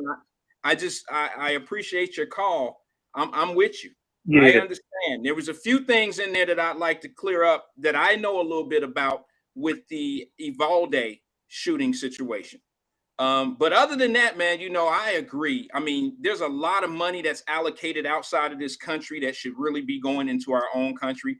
We do get a lot of money. Yeah. We do get a lot of money here, but if they're gonna send a lot of money, if they're gonna keep a lot of money in house, I think it needs to be publicized so people will really know. But one thing they do publicize is $50 billion going over to Ukraine, and I'm still trying to figure out how that benefits us. That's it.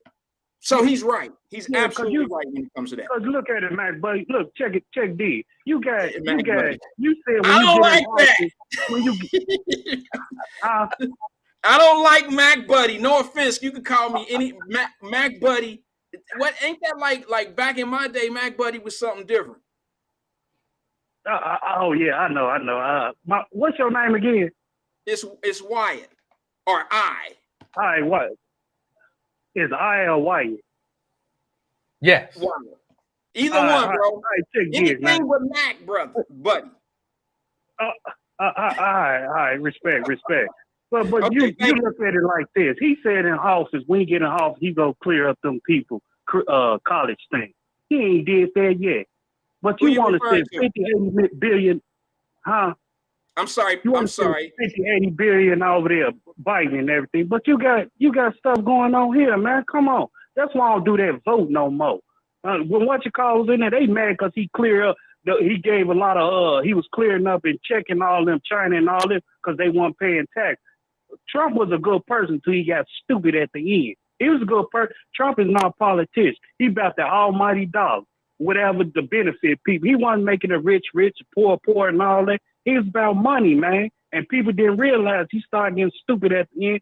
But he was clearing the no. Y'all ain't been taxing them. No wonder America broke. That's what he tried to clear up, but people didn't realize. I voted for him, but the second time I did because I felt like he was stupid or whatever. But the first time, I didn't want no Biden Hillary Clinton and all that. And I definitely didn't want no Obama because this here, Obama, you've been in office 8 years and you got Chicago struggling and everything, but you want to go find Bin Laden, which you probably didn't find, and you had another source find or whatever, but you got credit for that. But what about people that shot my uncle and stuff, fake like they the police? But you ain't find that and everything. Chicago was hurting, man. And people in Chicago look at that. Like, nah, man, F him, all type stuff. Man, you want nothing. The only thing you graded for, first black president. Okay, now what? I don't respect that man at all. It is what it is. Man, it's just stupid, man, how society is and the government and all that. If we don't come in one accord, America going down, which they is. That's why I respect my elders, older people. I work for older people, making sure they good, even though they other family disown them. I still check out for my elders, and I got respect for elders. I don't care what you say, get smart with me. I'm not going to get smart with you. I'm going to say, how you doing? God bless you and keep it moving. That's what type of person I am now. I was, immature back in the day, but now I'm an older person, 42 years old, still blessed and stuff.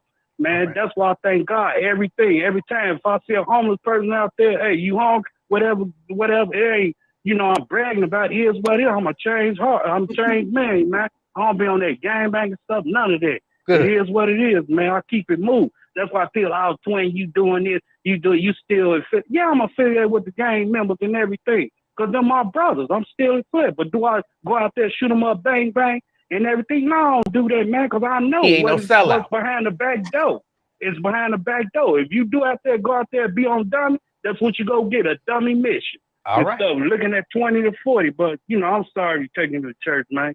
It is. I had to get it off my chest, man. That's all right. Sometimes you got to get it off your chest. And before you go, just for the record, you are not related to Big Freedia. No, I keep it. I keep it moving, man. I just like having fun. I know it's a joke. No offense or whatever. I just like cracking up because I miss, you being on Lincoln where I'm like, man, y'all say Emmanuel C, come on, man. And then I always say, Emmanuel messing up with the towers or something.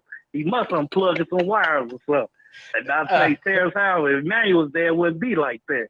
So, it's all a joke. Some it's all good, like, twin. Looking at people get on Facebook and say crazy stuff, but it's all, I like having fun and make people happy. That's all it is, man. Twin, my brother, somebody asked be safe, man.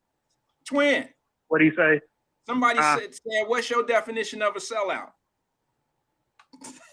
What you say? He said, what's your definition of a sellout? Somebody asked my definition of a sellout. All right, a definition of a sellout is a person like, say I go against that person or whatever and tell them, no, don't do that. And then I go behind their back like, all right, we got the deal and everything. That's the definition of a sellout. When I know I ain't supposed to be handling this deal or whatever, but I go behind my homie if they back and stuff and like, hey, man, twin, that's how you go cut through or whatever. Because there's been a lot of people like that in the drug game or whatever, do this or do that. Like Lincoln Ware, he's a sellout sometimes. I hate to admit it. He's a sellout. Because he getting paid on the table. Yeah, it go beyond that. I'll confront him one day about it. All right. Hey, twin, we appreciate your call, man. I know, man. I'm sorry to take you out of church and stuff. It's all good. Was open. Call in anytime. Man. All right. That was twin. What was that? What was that you were talking about? You said that he was related to somebody. What was that? No, that was from earlier in the day. I was watching the Lincoln Ware show, and I had made some comments, and he asked if I was related to Lawrence or Too Sweet or Blade, and I thought it was just a question, and I said no. And I asked him, was he related to Big Freedia? Big Freedia? Is this the question?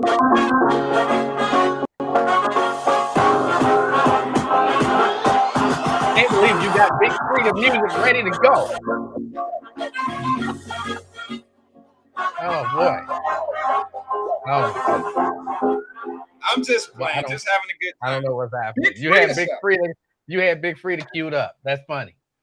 No, I pulled it up because you was talking about Big Freedia. I'm like, who the hell is Big Freedia like that?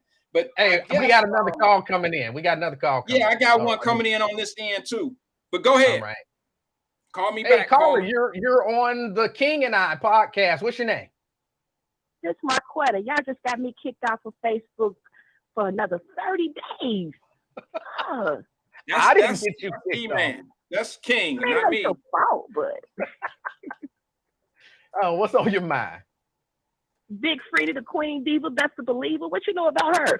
I've heard of her. That's it. That's all I know. That's all you know about Big Freedia? That's my goal. That's it. That's all I know. I had to call in first because you was talking about Tina Turner and MC Hammer being sellouts. What did you listen to in the early 80s? I listened to a lot of stuff. I'm more of an R&B dude, though. So you don't remember Kid and Play? They had a whole cartoon. They had a cereal. You talk about commercialized. It was like the biggest movies. They had the biggest commercial success, I think, of any early hip hop artist that came out at the time. You remember when music was happy, when we had Heavy D? You remember Heavy D, man? I remember Heavy D. I do. Do you remember Salt and Pepper? I remember them, yes. Yeah, and it was fun, and we was singing, and we was happy. How come when Black people like MC Hammer make fun, happy, sing-songy music, they sell out, but people who make music about killing people and murdering people and drug running like Ice Cube and NWA are kind of celebrated like heroes? Well, I wouldn't say that. Again, there's nothing wrong with being a sellout. Again, y'all, yes, the way that y'all viewing a sellout is different than the way that I view a sellout. I view a sellout, again, I guess, I don't know how we got back to this. I view a sellout as if you say, I don't believe in this. This ain't the direction I want to go or whatever, but give me the money and I'll do it. You just sold out. Is there anything wrong with making money? No. So by that, I'm not saying that there's something wrong with it. I'm just saying it is what it is. Do you know who Larry Hoover is? Say that one more time. Larry Hoover. Do you know who Larry Hoover is? Larry? Founder of the Gangster Disciples? No, I don't know who Larry Hoover is. I know who he is. So so Larry Hoover in prison, he want to get out. He came out publicly and said, listen, when I made the Gangster Disciples and I made this group, it was for Black empowerment and political power. What they're doing right now, I'm against it. So I renounce the Gangster Disciples and every associated gang that's with them. So that's the folks, that's the El Rukins, everybody. So Larry Hoover is in jail, but people like Kanye West and Drake are pushing for him to be released.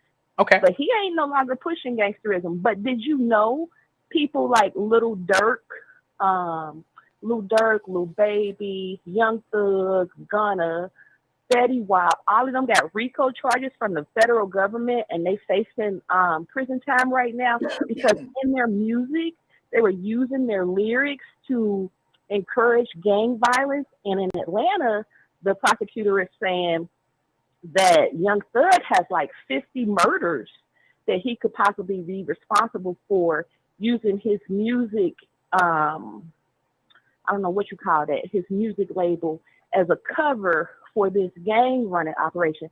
And I'm not sure if you're familiar with Fetty Wap, but Fetty Wap is that one-eyed rapper who came out years ago. He was indicted for pushing hundreds of pounds in keys of heroin and fentanyl up through New Jersey and New York. Why they didn't make the sellout list? Who said they didn't?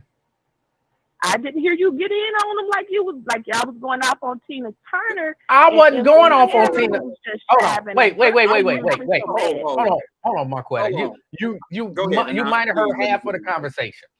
Again, the reason that I forget even how MC Hammer came up, and it was just kind of we weren't like running down a list of sellouts in the world. We were just having a conversation, and that's how it came from crossover music. It came from crossover music, not being a sellout to the community. We were talking about crossover music, and E-Man said that MC Hammer was a sellout, and I said that I didn't think he was. Hold on. Let me be clear. E-Man said that back when MC Hammer first came out, he viewed him as a sellout. That was the 19-year-old Emmanuel Livingston's view. And that was what I said. And so that was how that conversation came about. But I would say, look, if Fetty Wap is doing what he's doing and he's going against what he believes for money, he's a sellout too. That is my definition of a sellout. If you believe in something or you stand for something and I can persuade you to go against what you believe in.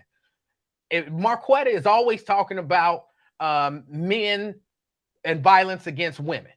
But if I offer you $10 million, Marquetta, to not talk about that stuff anymore, and as a matter of fact, advocate for violence against women, and then you take that money and you start going against what you believe, in my mind, you're a sellout because you went against what you believe for money.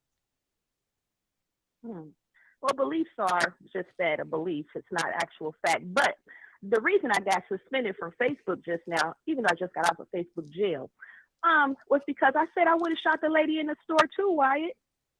I would have shot her. I got you. She pulled the lady from behind the store after a verbal altercation, and she just smashed her in her face like 10 or 15 times. The girl couldn't defend herself. She couldn't do nothing except for what one of your commenters said, but take that ass whooping. In the state of Ohio, I ain't got to take that ass whooping. No, I don't. The law gives you the right. You can choose to go ahead, and you don't have to insist under Ohio law. People are justified in using deadly force in self-defense. And such force was reasonable. That lady was still in the store talking shit. She should have immediately exited the building after she committed the assault so that she could keep herself safe. Went behind the counter. She was trying to ensure her safety, so she shot her. Hello? Yeah. Here's what I said about that, Marquetta, to be honest with you. How you doing, Queen? Quick thing. I on my show said that I probably would have done the same thing if I was the store clerk. Okay, I said it, but it had nothing to do with me taking an ass whooping. It would have been with the continuous threat of the lady still being there. I probably would have done the same thing. But me having the knowledge that I have of knowing what stand your ground is and knowing what lethal force is, I probably would not have done that in today's world with my mind, knowing the consequences and knowing what I'm going to face if I shoot this person with the intimate danger no longer being there. I know what I'm facing and I know what the law is. And that's why she was charged with 2 counts of aggravated assault, because she shot the woman when she could have made alternative. She was clear of distance of intimate danger. Now, like I said, sis, a younger me would have done the same thing she did. But the more conscious and understanding me understands that, okay, I got to take this ass whooping right now. I've gotten out of that intimate danger range. Now I got to do what I got to do to get away from her or stay, keep my distance from her. But to engage in a heavier line of fire, that's where the law is going to go against. That's why we got juries, and that's why we got trials, and that's why you got evidence, and that's why you have nobody's disputing that at all. No one's disputing that at all. But there's a level of I'm not saying that she will be convicted, but before it even came out, and before I even got the knowledge of what they tried her for, what they're charging her with, I told the audience, I said, I don't like it, but I know the law, and I know the prosecutor is going to charge this lady with aggravated assault. I know they're going to charge her with that because that's by the standards of the law, by the states of the law. That's what it was. It was an assault. I mean, that's right. It's a charge, not a conviction. It's a charge. I just wanted to point that out. Right, but it's going to be a hard charge. We just don't sit down and get our ass beat because you're stronger or you bigger. Today's laws, especially with the constitutional carry, everybody, and I'm not saying it's right or wrong. I'm just saying stating facts. Everybody gonna have that thing on them. You can't keep being reckless with your conduct and your conversation to people because you think that they're weaker than you. When everybody got the great equalizer access, everybody got the great equalizer access to it, which is the gun. The gun make everybody and everything equal because I can shoot you and I can kill you.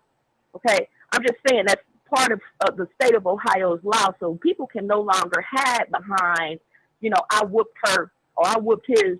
People are literally legally able to defend themselves after the fact and take it to court and risk going to prison or not, or even getting a reduced charge after being charged if they got a good enough lawyer. That's all I wanted to say. But y'all got me kicked off of Facebook because y'all been having me Marquetta, listen, Queen, I got to clear up something real fast about the Tina Turner thing.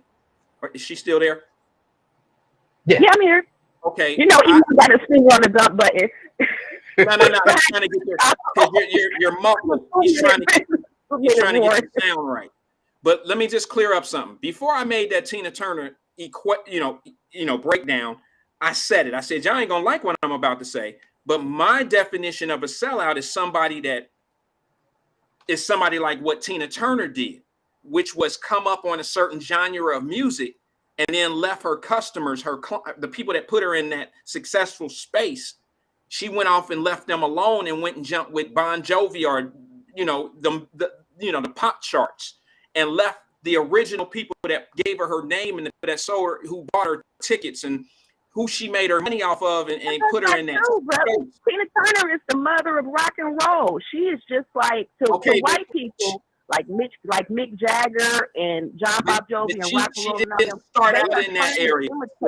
She didn't start out with them. So I'm sorry. I was just saying that the white rock audience embraced Tina Turner and Ike when they were still doing what you're calling R&B music, and it gave birth to white people's rock and roll. Same way they stole from Chuck Berry, same way they stole from Little Richard, they stole from Tina Turner, and they honor her in rock music as the founder, really, of rock and roll because she got that raspy voice. Black people don't rock with Tina Turner like that. She was still doing concerts well into her 40s, 50s, and 60s, but majority of the audience was white people. And I'm not saying that crossing over into a pop genre, is anything wrong with that. But when you talk about rap music, majority of the hip hop, quote unquote, that we're making today is consumed by white people, white teenagers who live through these rappers, and in their mind, they're having a Black experience by listening to this rap music. And those people, we in my community, we talk about it as far as them taking the oath. They take an oath to Satanism. They take an oath to the higher level executives. They get industry insurance contracts on their artists. They get them killed. When they get killed, their music double up, and it goes back to the white establishment. Mos Def said a tall Israeli run hip hop. So we need, even though Tina Turner is a good point, I understand what you were saying. I'm saying we need to be looking at present day artists.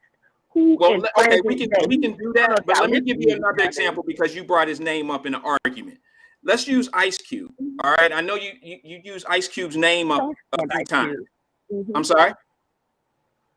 Go ahead. I'm sorry. I can't stand Ice Cube.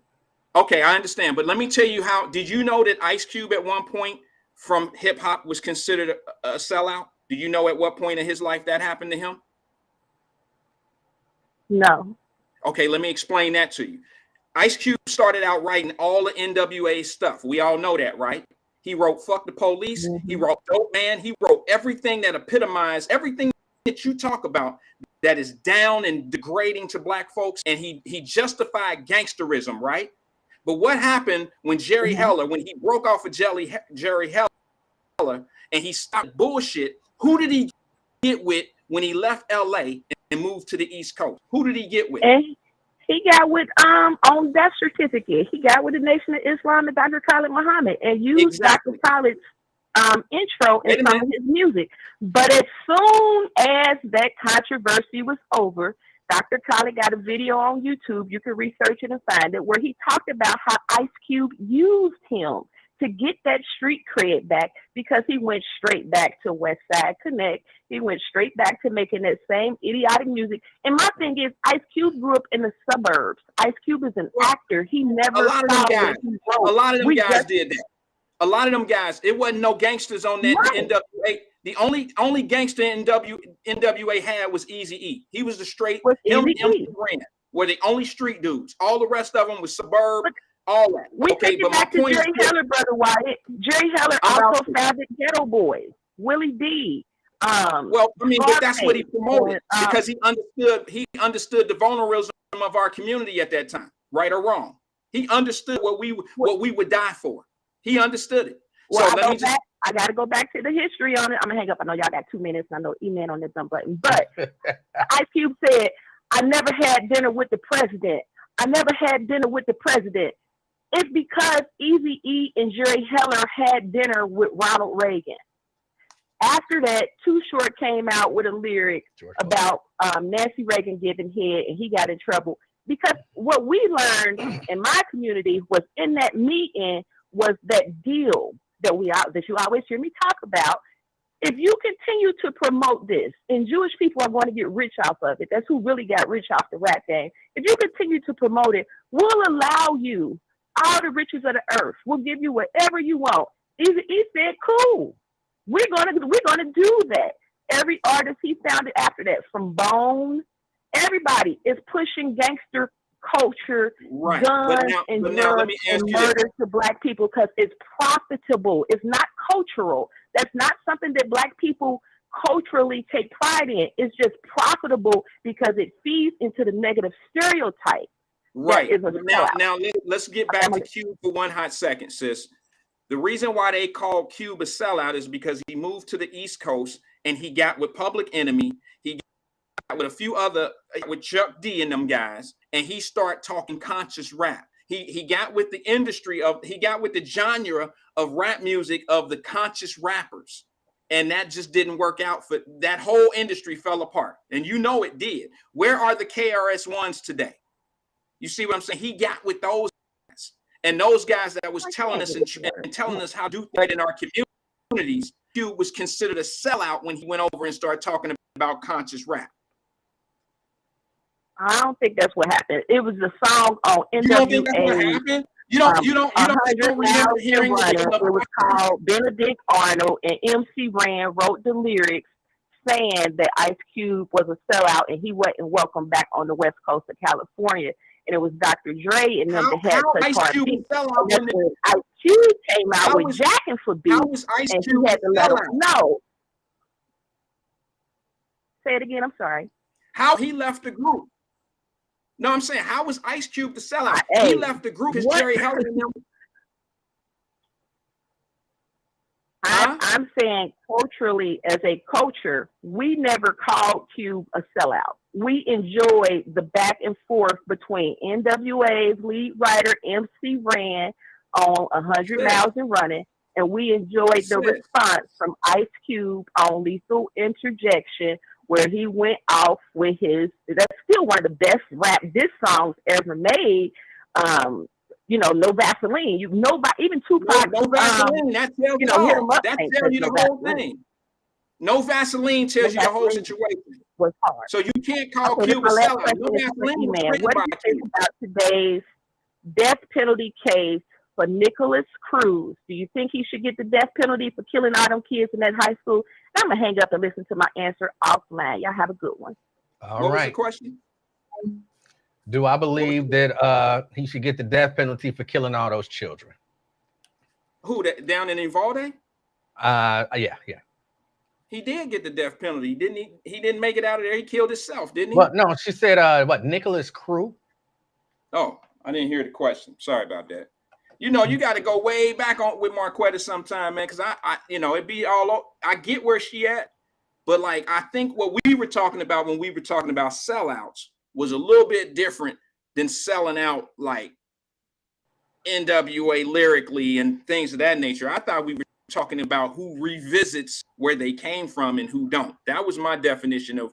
That's where I was going with the sellout thing, and then you had a different way of getting there, and then Marquetta brought a whole nother spin on how to get, what the sellout is. And she took the Tina Turner thing a little bit further than it was really supposed to be. I was just saying that Tina Turner never really revisited her grassroots of the music she started. She left it alone and continued on and went somewhere else in another direction. That's all I was saying. I'm not saying. Oh, go ahead. Go ahead, bro. Sorry about that. No. You go ahead, finish.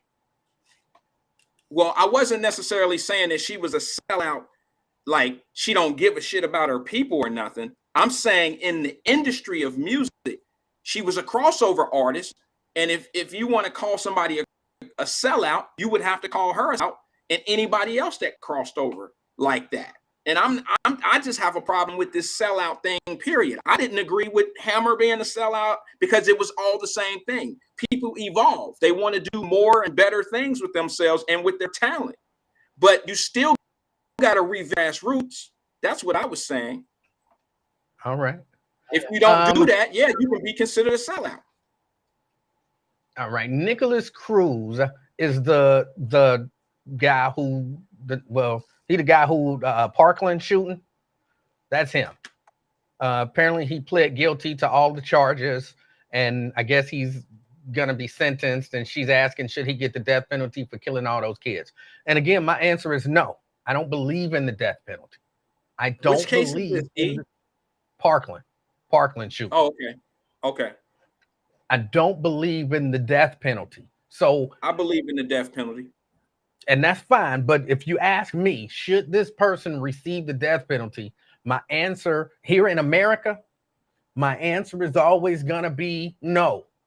I don't believe that we should be giving people the death penalty. Period. So no matter what it is, no matter how evil they are, whatever, no.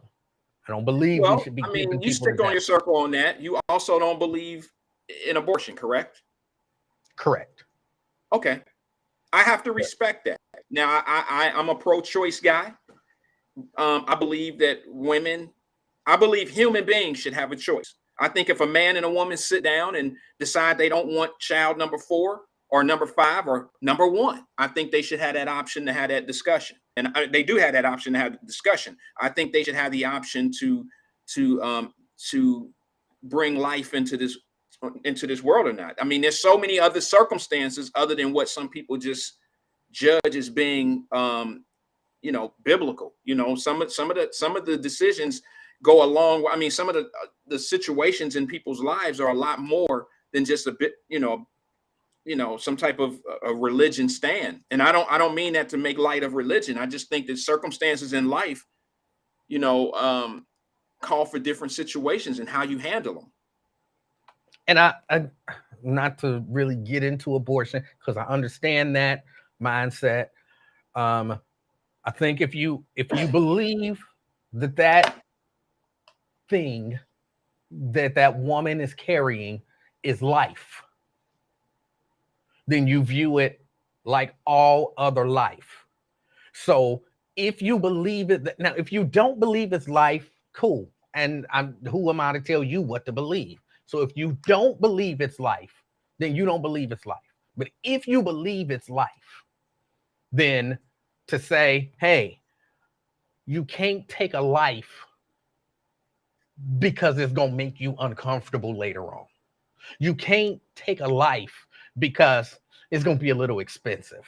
You can't take a life because you're not ready for, would you say to a family, and again, this is only if you believe it's a life, because if you don't, then you don't. And that's totally different. But I wouldn't say to somebody who got a 6-month-old, well, if you look at your life and you're not ready for it now, just kill it. Because, you ain't ready. If you believe it's life, then I believe you kind of had to be against abortion. But I'm not against people making that decision. I'm not against people having a right to make that decision because everybody don't look at it like me. And I'm not here to try to force everybody to view it the way that I view it. I understand. That's real. That's real. But yeah, no, I'm anti-abortion. So yeah, I mean anti-death penalty. So yeah, even the guy from Parkdale, Parkland, I don't believe give him the death penalty. No. So you don't believe that somebody can do something on this earth to others that condemns them to death? I don't believe that we as humans are righteous enough or should be given the authority to take another human's life, period. So the young man, go ahead. No, I was just going to ask because, I mean, it is what it is. I'm never going to try to convince you that my way is the better way. That's not the point of this. It's just through conversation. It's just conversation. The young went in and took the lives of 13 people in a grocery store. Let's take what race and all that. Let's just go by the malice. He went in and took people's lives. He didn't just take their life away. He took the lives away of their family members as well. The destruction that he brought on to other people. I don't see where I think he took the total value of his own life away when he took the life of innocent people away. And knowing the consequences, I think when going in knowing the consequences, where if I do this and I get caught doing this, it could be my life is ending. And I think when you do that much damage to someone, the ultimate cost should be your own life. And that's just my opinion on it. And I understand that opinion. And I'm same way with abortion. I'm not trying to convince anybody else. It's just that's how I feel about it. If it's wrong to take life, if we look at people and we say it's wrong and it's evil to kill people, then if you kill people, then we're going to kill you. You're saying we're going to do the wrong and evil thing to you. Well, I don't think that's the right interpretation of something being wrong. When you talk about, okay, when you say that it's wrong to kill people, meaning innocent people, you got it. The word innocent is very significant when you're trying to describe what somebody has done. The person that go in and kill 13 people on purpose, that's not an innocent killing. So what they deserve is totally something different than somebody that's innocent, what they deserve. So see, I believe taking life is taking life. I don't believe that. And I don't believe that as humans, we should be taking anyone's life. I think that circumstances should define taking life. Circumstances. I mean, this thing called life itself. So it suppresses so much circumstance that you have to look at circumstances. That's why I believe women should have a choice. And no man or nobody should have the right to tell them, because we don't live in their circumstance. We don't know what they're dealing with. We don't know the future. I mean, we just don't know. And everybody's circumstances may be different. And that's why, depending on circumstances, that's when we can determine how we choose life or not. And here it's like somebody that goes in and kills 13 people in a grocery store with malice and just pure evilness. That's an individual that pretty much determined what his destiny is going to be in life, and that is no more life. They made that choice. Look, I understand that. I'm just saying, here's the circumstances, because I agree with you, and I guess there has to be a caveat when I say I don't believe humans should take another human life unless it's in the defense of your life or someone else's life. Then, you know, because I got just as much right to live as you have to live. And if you try to take me out to not be taken out, it's okay for me to take you out. But other than that, I don't believe that should be the case. What determines your right, though? See, we all have a right to live a great life. We all have a right for everything, but we also can take our rights away by committing certain acts in life. And if I'm going into a store and shooting up 13 people, I've sacrificed, I've given right to have rights. That's what penitentiary is there for. And in certain situations, when I have taken away someone else's life without an innocent person's life, then there should be a penalty that matches what I've done. And I mean, I hate to say that, I'm not about killing people for nothing. I think that you have a choice. And I don't see what you get out of somebody that's that dangerous and nasty and that has that much malice and that evil. What do we benefit for them even being here? And maybe I'm explaining it where people are now changing their mind and saying, yeah, maybe he should be alive. Wyatt ain't doing a great job of explaining it. But when you say, I think you're doing a great job of explaining it. Well, I don't know, because I don't disagree with you. I don't see the benefit in letting a person like that live. I just don't see it. I don't disagree with you in the sense that, you know, that's what you believe. And I understand the reason and the logic behind it. I really do. But this nation got so much blood on our hands, so much innocent blood on our hands, that who are we to say, of all the things that we've done, but what you did, we gonna kill you. But what we did this and this and this and this, and you know, we could go on and on. Do all of that. E-Man, you missing it. That's that putting everybody in the same circumstance, and that's not fair. Because if my grandmother or my mother or my brother was in that grocery store, I haven't done anything of history of America. If you wanted to kill them, then I might look at it and say Wyatt had some justification, but it ain't Wyatt killing them. It's this country, these government systems are the ones who are doing the killing. It ain't Wyatt.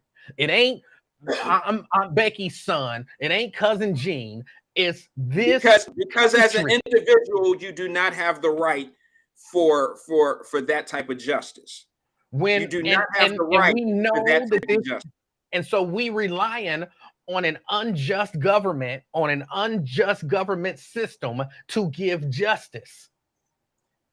I think that's a little, I understand where you're coming from with that, but I think that's the wrong interpretation when you use the government. The government had nothing to do with the circumstances or the actions of that person. Right. So they're only going by the laws that are put in place based on your actions. Who put the laws in place? I'm sorry? Who put the laws in place? I mean, of course listen, laws are voted on. That's the part of democracy. Okay. What? Absolutely. New laws are amended voted every on by day. who? I'm sorry? Laws are voted on by who? State, city, council. It all depends on what you're talking. As you're talking about federal laws, those are federal government laws. But certain acts are monitored by the federal government, and then others are handled by the state. So it all depends on what type of act it is. But at the same time, laws are voted on by government representatives. Yes. That's who the laws are. So it's the government. And who put those people in those places? Different people did. No. The people put them in places, right? We Yes. vote on those people. A lot of different people who did it. You got a guy in Cincinnati by the name of Cecil Thomas who's looking for votes right now because he's about to be running for another spot. So what is he going to try to convince people to do who he needs their votes? He's going to convince them that certain things need to be handled and we need to face these laws and take these laws to our state and put these laws on the books. That's where it all begins. Wait a minute. So you want to convince me, just to be clear, you try to convince me that the laws that are put in place are basically put in place by the people, because the people elect the representatives and the representatives go and participate in these government systems, and the government systems, they vote and then they enact these laws. And so in all of that, you're looking back to say, we the people put these laws in place. That's what you're trying to convince me, right? But look at it. What are we trying to do with George Floyd Act? Those are the people, and we're trying to get our state representatives to take it to the government to make it a law. Yes, that's create law. That's how laws create. But there's basics. There's a beginning point. You got basic laws, but then there are certain things that we want enhanced on punishments. There's different ways that we want to get things handled. But I mean, amended on some of those laws. What do you think the Asian hate crime bill is? Who was that created by? The government? No, that was created by the people who took it to the government, and Biden did an executive order on it. That was created by the people. The government stepped in. I don't believe that. Okay. I don't believe that. I understand. Again, I understand the logic behind it, but there's also, so then do you take responsibility for all the evil that this country does? No. In the name of America? Why not? It's the people. If you can that's not, bro, you can't manipulate it like that. You can't manipulate it like that. That's exactly what it is. You're saying that people shouldn't get the death penalty. We the people put these laws in place. You can't change the narrative like that. And we the people are doing that. So based on what you're saying, on your logic of thinking, the death penalty for a criminal, the death penalty for the kid that went in and shot up 13 people in the grocery store, the reason why there shouldn't be a death penalty for him is because of the history of America. You're talking about the history. I'm talking about the now. Whatever. You don't know what they did in the past. That's why I said you can't. No, I didn't. If I said the past, forgive me, because the government is doing dirt probably every minute of the day. This government is not righteous. This government is not righteous. That ain't this and bro. I don't believe what you can't. There you go. You just proved my point. You're saying that the death penalty in this particular case should not be in place for the kid that shot up 13 people in a grocery store because of the history of the United States government. That's what you're saying. Because of the present of the United States government. Yes. Wait a minute. You said because of the history. It don't matter if it's the present or the history. Let's just be clear. Okay. That young man deserves to die for his actions, not because of the history of the country, not because of what somebody else did, but for his own accountability, responsibility, what he did to those 13 black families. And if he deserves to die, he deserves to die. If he deserves to die, then I don't believe that the government should be the one to do it. Then who gonna do it? They should give us the right to do it. They should give family members the right. They should give the uncles, the brothers, the husbands. They should give them the right to do it. If you're gonna do it, that's the way to do it. So who makes the decision? I don't know. That's why I don't believe it should be a decision. Yeah. I don't believe that we should be giving people the death penalty. So based on your logic, you got to have somebody to put down a sentencing decision. Somebody has to punish him for something. Sitting in jail. Sitting in prison for the rest of his life if need be. That's enough? Say that again. Sending somebody to jail is enough for murdering 13 innocent people. I think sending somebody and their family. I think sending somebody to prison is all that we should do. We should not be taking lives as a nation. We're not taking lives as a nation. We're not taking lives as a nation in this particular case. If you want to talk about taking lives as a nation, that's dropping bombs over on children in other countries. That's military acts. You can't use the accountability. Yeah, I know. That's a totally different argument. But that's where you talk about dropping. The same people are making those decisions. The same people are making those decisions. That's a whole different situation. That's a whole different situation. You can't tell me that an individual that walks in and shoot. Now I got to say it the way it needs to be said. You telling me this little white boy that walked into a all-black grocery store with the intent of killing black people on purpose with nigger on his rifle. You telling me he don't deserve to die, E? He took 13 people I'm telling away you, as a nation, family. we don't have the righteous standing to make that call. You know what? In this particular case, bro, not only do we have the right as a nation, we have a right as a citizen to demand that man be removed from this planet. Yes, you do. Because you ain't done nothing to America. How many of those 13, let me ask you this. How many of those 13 men or women, how many of them may have been in the military and served this unrighteous country? I don't know. So we don't know. How many of their family members served this unrighteous country? I don't know. So you telling me, it don't make a difference. Me that an individual that knew the penalties, if he got caught, everybody, if you go in and do a mass shooting in that state, if you get caught doing it and you kill all those people and you survive it, it's a death penalty. Righteous enough to have the undertaking of putting people to death. And another reason why I believe it is because, look, once you say to me as a government entity, you got a right to make that decision to put these people to death. There's so much room, and we see it, for misuse. And if we just said no death penalty, look, go to jail, solitary, whatever, for the rest of your life. That's a horrible punishment, if you ask me. That's a horrible punishment. That says you are no longer welcome in our society. We don't want you because you're evil, and we will not tolerate evil in our society. So we will lock evil away to where evil can do no more evil in our society. But if you say to me, well, just kill him, then cool. But then what about the next time when we ain't that sure? Well, you just told me it's okay to kill them. If I think they evil, let me just say this to you, brother. Let me say this to you. He might not have did it. How many innocent people have we put to death in this country?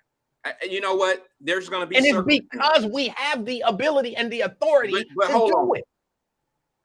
But let's just be honest. There's going to be some circumstances in all situations. There's going to be some people that don't believe in abortion, and a woman has a baby when she really wanted to abort it, and she's been talked into having the baby, and she dies during birth, or she end up killing the baby when the baby is 3 months old because she wasn't really capable of taking care of a child. Any type of bad situation can happen under different circumstances, right? And you're always going to get that. But my thing is this, bro. My thing is this. I think it might have been Lincoln Ware today. Somebody called in and said something about there was only 85 shootings Penny Ford called in today. Congratulations to Penny Ford making it to the Black Walk of Fame in Cincinnati, Ohio. She's one of my OGs back in the day. Penny Ford from Snap. I got the power. I appreciate her. I love her to death. She know that. Insist if you're out there. Congratulations. Anyway, she said something today. She said over in Europe where I live, she said there was only 85 shootings. The police only fired their gun 85 times in an entire year. You know why over in some countries don't have as much hate crime and all these killings and death penalty situations? There's a whole lot of reasons why, but I'm gonna guess you're about to oversimplify it. Well, no, I am gonna keep it a small simple because you know I did live there, so I do have some general idea. Okay, Jenny was 87. I think I said 85. My bad. I was too off. My problem. Thank you, Jenny. The reason why is because a lot of people in certain places know that if they commit certain crimes, there's no leniency. So it reduces the threat of those type of crimes. There's third world countries, not that I'm proud of them. There's third world countries where they know they have reduced crime to a minimum. Because these people already know if I do this, there's not going to be any leniency. There's no mercy on me. And unfortunately, there's probably been some people that have been unjustly killed or murdered or whatever you want to call it because of their laws. America is no different when it comes down to making these same mistakes or blood on hands. They have blood on their hands as well. But if you continuously tell people they're going to live and be let me tell you something what's going to happen to this young man when he go to the joint. He ain't going to do nothing, be a little bullshit ass engine. He going to go in the joint and be a white supremacist for killing 13 people. He going to eat 3 meals a day, and he going to be a superstar to the skinheads in the joint. I need him dead. Fuck that. I need him dead. He don't need to be on no pedestal in nobody's penitentiary. That's what's going to happen if you don't kill him. And look, you got a right to do that. You got a right to want that, to believe that. And I'm not trying to change your mind. I'm not trying to change your mind. I'm not. No, I mean, I don't get it, but I'm just telling you, bro, that's what's going to happen. I don't believe that we have, as a nation, righteous standing to be taking lives. I don't believe it. I don't believe in the death penalty. I just don't believe it. And I know that it sounds crazy because, like I said, I believe in self-defense. And a part of me even believes if you kill my mama, it's okay for me to come and kill you. So one would say, well, you believe in the death penalty. I don't believe in the government doing and taking part of and sanctioning the death penalty. I just don't believe the government nothing to do. We have righteous standing. So you kind of, I understand where you're coming from, but you kind of contradict. You just said that if somebody killed your mom, you feel like you could go kill a person justifiably. How is that? How is it any different than us going to trial, finding you guilty, and now you're sent to death because of your action? It's hugely different. It's hugely different. I don't think so, bro. So you're gonna be the judge and the jury yourself? Yes, you killed my mama. Yes. Okay, but you haven't done so. You gotta. So if it's on the helmet, so if the guy or whoever it is, so the guy who went into the grocery store, who shot up the grocery store, if your mom Al 3 and he killed her, now you feel like you can go kill him? Yeah. Okay, so why can't we as citizens say he need to die? And now you got a problem with a judge saying guilty. We as the wait a minute, you got a problem with a judge saying guilty.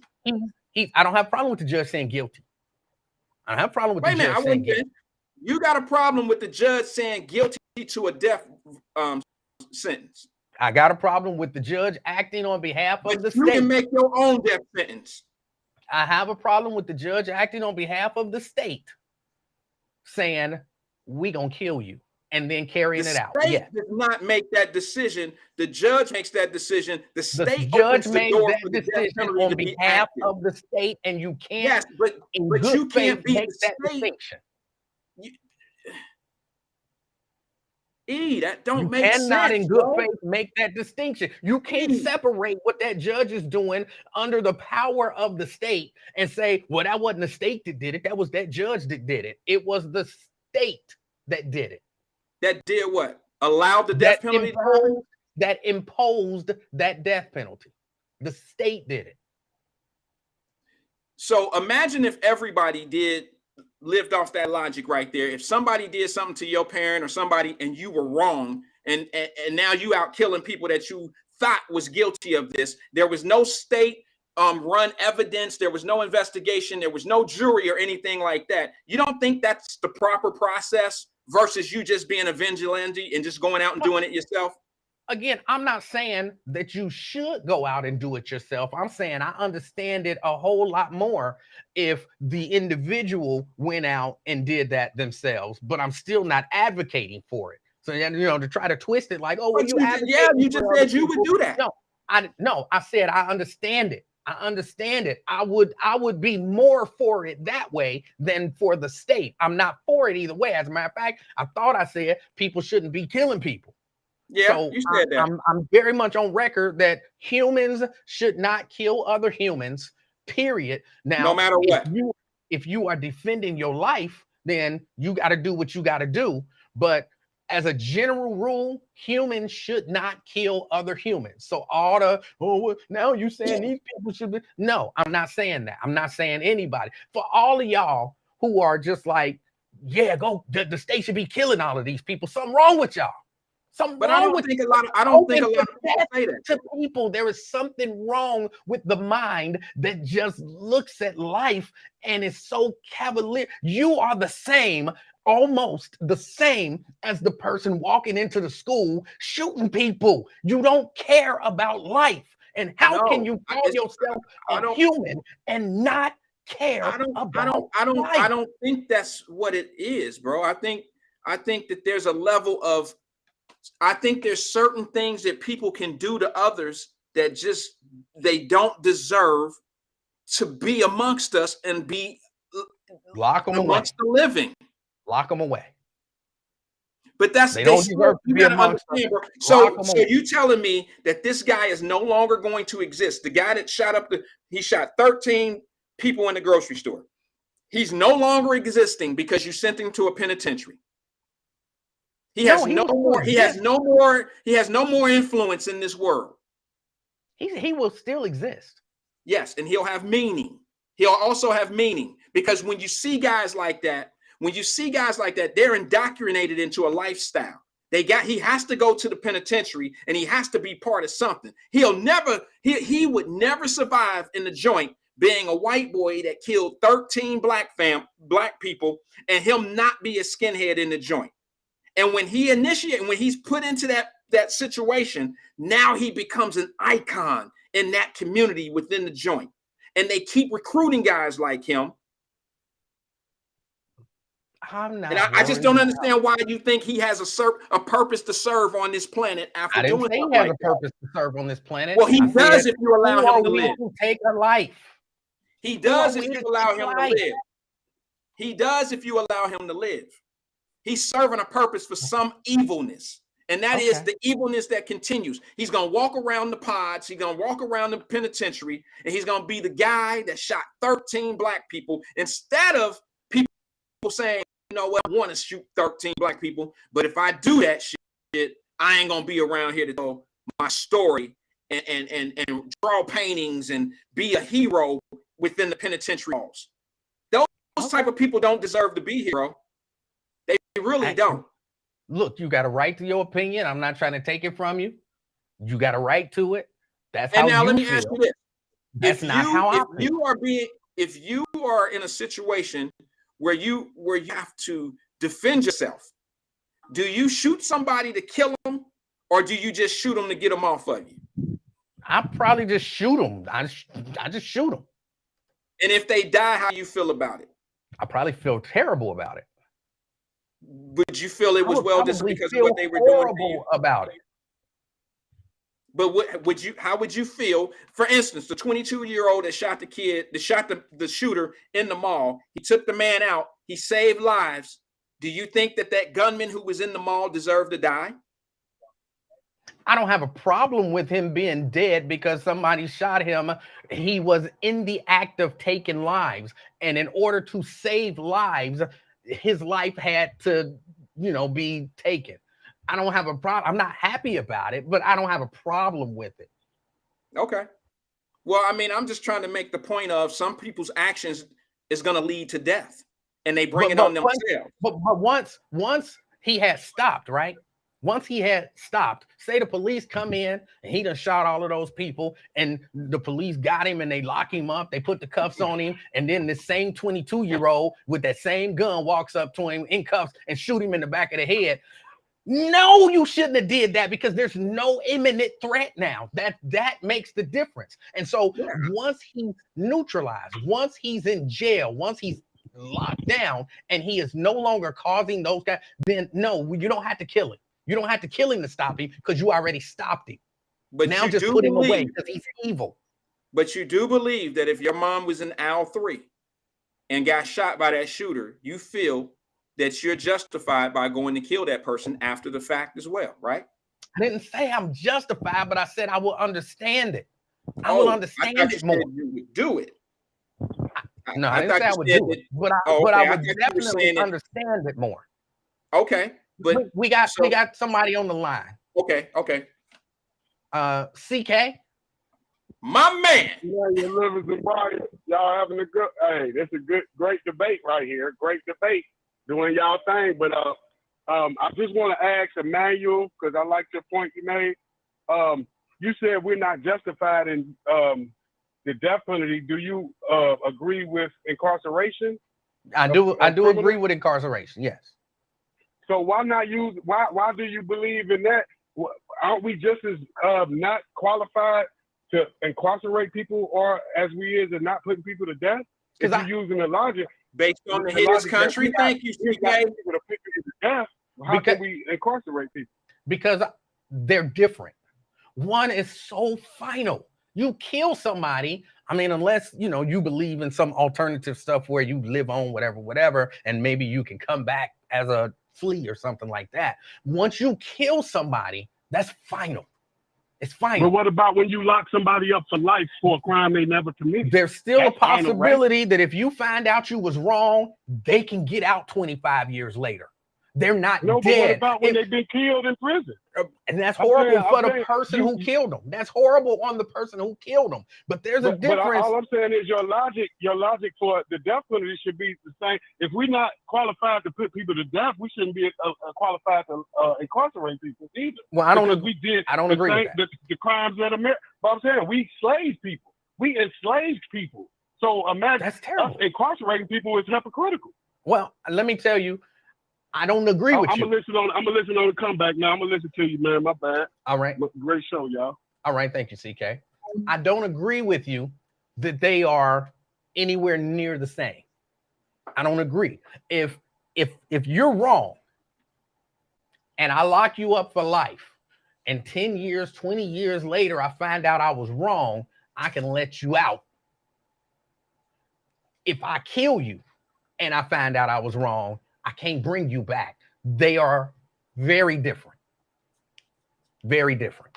I agree with that. I agree that there should be some circumstances in the death penalty. When you have the smoking gun, you have a video on your helmet, and you're showing what you've done. You do it in broad daylight. You kill a man on Fountain Square. You shoot him in the head, or you do whatever, and there's overwhelming evidence that it's you. That person deserves to go to the electric chair. But when you have a situation where there's, any type of reasonable, because let me just say this to a lot of people. A lot of people may not believe this, but in law, a murder case is the hardest case to get a conviction on. It's the easiest case to get to have reasonable doubt. So if you don't have reasonable doubt in most murder cases, most convictions never happen. So let's just use this particular case of the kid who shot up the grocery store. All right. overwhelming evidence on this guy. Proof, the footage, video cam, all of it. There's no doubt that this guy is guilty of the crimes. That is one that I would say, by no doubt, he deserves to be put to death. Not just because of what he did to the 13 people, but because of what he did to the 13 people and their families. There's just certain things. Believe that. Huh? You got a right to believe that. I don't. Oh, no, listen, I don't think we're trying to convince each other of our beliefs. I'm just taking a stance. But that's what I'm saying, though, Wyatt, is I get the logic behind it. I wholeheartedly understand the logic behind it. I just don't believe that as a society, as a nation, as a state, that we, number one, I believe we don't have the integrity to do it right. Number two, I don't believe that we have the standing to do it, because as a society, to a large degree, we are evil. We are evil as a society. We don't genuinely care about life. The state does not genuinely care about life enough to be so upset to take a life for taking a life. The state does not care enough. So, using that logic of making it a state/United States of America principle, where do they have to do with a woman's choice? If a woman chooses to take a life, in other words, like you said, it all depends on where the life begins. I don't see how you use that same logic of putting the history of America, the current situation in America. I don't know if that same logic is in place of a woman who has not birthed a child and makes that decision herself versus implementing the United States of America. I think it's just the opposite. Just like you said, the state in America does not deserve to be able to make those decisions of death. Do they deserve to make the decision of life? And that's what's being talked about now. But that's it. I don't believe that the state or the government should be telling women that they cannot do whatever, or telling men that they cannot do whatever. I truly believe in the sanctity of life. But at the same time, I'm not going to tell a woman you can't have an abortion, or, I would tell them, if some woman came to me and asked me, should I kill this baby? I would say, you want my opinion? No, because that's a life, and I don't think you should. Now, if a woman came to me and said, and I have the authority to forbid her, I wouldn't forbid her. It's her decision to make. I'm not here to do that. But both of those stands that we bring, both have circumstances, situations. The woman that's asking you if she should kill her unborn baby or her fetus or whatever point it's at, has a circumstance she's dealing with, something that she's going to face after the birth.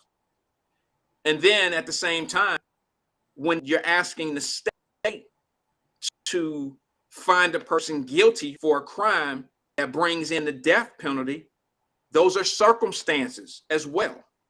So I would have to say that it's all based on circumstances, and it shouldn't be about if somebody has if they have the back history of being a great country or a great state and all that. That shouldn't come into play if somebody has the hidden gun. And I think it definitely should come into play. Hold on, but there's some nonsense. There's some nonsense going on in the chat. Let me answer a couple of these people who are afraid to call in, because y'all know that y'all get hold the fuck up calling in saying stupid shit. So let me. I don't see it. Maybe I'm missing it. He believes child killers and rapists have a right to life. He believes serial killers should be given room, food, and recreation for the rest of their days. I don't believe in killing people. And if you want to spin that any way you want to spin it, I'm cool with that. And somebody says, get off that fence, Emmanuel. What fence am I on? I think I'm on the side of the You fence pretty much been that is solid about for where you at. life. Huh? I said you've been pretty solid on where you are. I mean, I don't see you burning the candle from both ends. You pretty much been in the position on both. You know, you standing tall on what you think. I don't agree with it, but I respect it because listen, man, I for many years now I've been pro-choice, but I don't have a problem with people that are pro-life because I understand the argument. I understand what they're saying. I get it. But, you know, I also know how difficult situations can be for people who have children out of wedlock at an early age, medical situations. There's just so many circumstances that could play in part that I have to say, I understand if taking or doing without that pregnancy at that time is the appropriate thing to do. I get on both sides. I also understand that some people have the religious beliefs that taking a unborn baby is totally against God. I get all of that. Let me just say this one thing real fast, E. One of my favorite shows, I've brought this up before. One of my favorite TV shows is The Chi. Okay. There's a little girl on there that had a baby. I don't know if you watch it or not, but a little girl got kidnapped as a teenager. And she got held as a slave, a sex slave, so to speak, by a man in the community. She was locked in an abandoned building. He kept her for months or whatever. And they ended up finding her. She ended up being pregnant. She was going to abort the baby, but it was too long into the pregnancy. Then she was going to have the baby and give it up for adoption. She was going through the process of selecting families. And it got to the point where she decided on one family and then she reneged on it. She ended up killing the baby. And now in this current season, the baby is big enough where, you know, she's lifting it and playing with the kid. And I say to myself, that sister has to be extremely strong to be able to look at that child, because that child has to put her in a place. This is crazy strength, if you ask me. That child has to remind her every day of who her father was and what he did to her in order for that child to come in life. And I don't know, quite frankly, this is going to sound bad. I don't know if I'm strong enough to be as she is to be able to live with that every day, if you get what I'm saying. I do. Now, that child probably deserves to live. I get it. She could have gave the baby up for adoption and did other alternative things, but she chose to have the baby, keep the baby. But I, quite frankly, don't know if I'm strong enough to look. It's almost like this, E. You and I are both married, right? Mm-hmm. If my wife cheated on me and got pregnant, I don't know if that baby would, if I decided to, reconcile with her, or if she did wrong, blah, blah, blah. I don't know if I'd be able to live with that baby in my house. I don't know if I could do that. You see what I'm saying? Because it would remind me every day of what the fuck happened. Or what, I understand exactly what you're saying. So I don't, this is an easy one to say that I probably wouldn't reconcile, but let's just say for argument's sake that I did. I don't know if I'd be able to look at that child every day.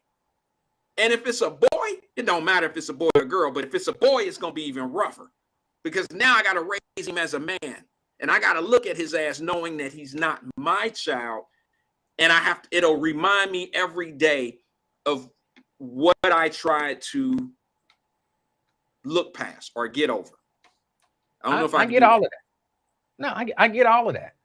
I get all of that. I do. Okay.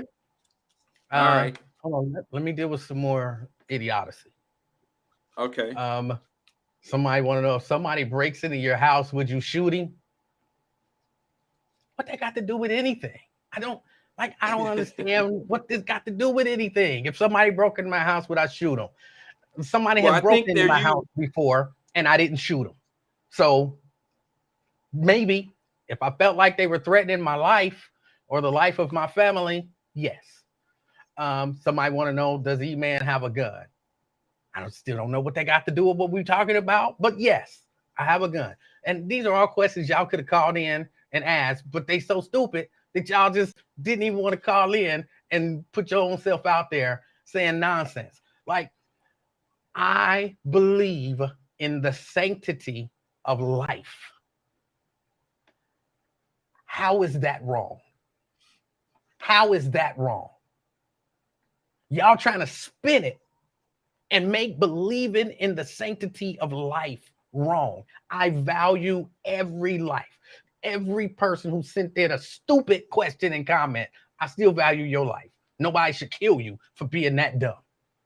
I value the sanctity of life. I get it. Now, I understand under certain situations,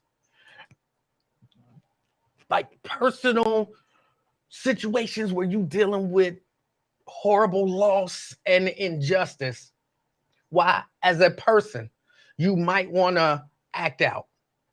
And I don't know that I might not do the same thing if it was my mama. I don't know if it was my daughter. I don't know if I might act out and take a life. But the state doing it, the state that don't care about you, the state that don't care about life, but now they so holy and mighty and they care about, no, they mighty because they can do it. And they do it almost on a whim. And I get it. You say, well, but there's no question he walked in and he killed 13 people. Got him on video. He admitted it. He pled guilty. We understand he did it. There's no question. They're not going to accidentally put to death a guilty of an innocent person. This is not one of those cases. Got you. But what happens, at least in my opinion, is when we are okay with it for him, that makes it easier to do it to somebody who didn't do it, who we don't have all the proof, who we later find out didn't do anything wrong. You got the wrong person. The evidence was lost. The evidence was withheld. All kind of stuff. You don't have righteous actors. And when you say you're not a righteous actor, but I give you the right to take life, what do you think an unrighteous actor is going to do? But they ain't just going to stop with the slam dunks. Hold on, E. Let me just say this to you, bro. We both know that there are people that have went to jail for 20 years or 25 years and got out because of dirty cops or prosecutors. We know that, right?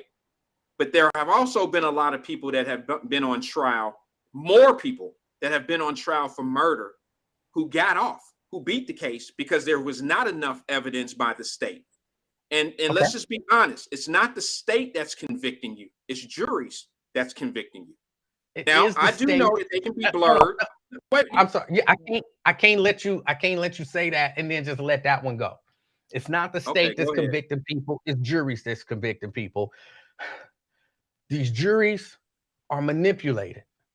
And these juries are, a lot of times, they are the jurors who are picked. It's not a representative of the populace.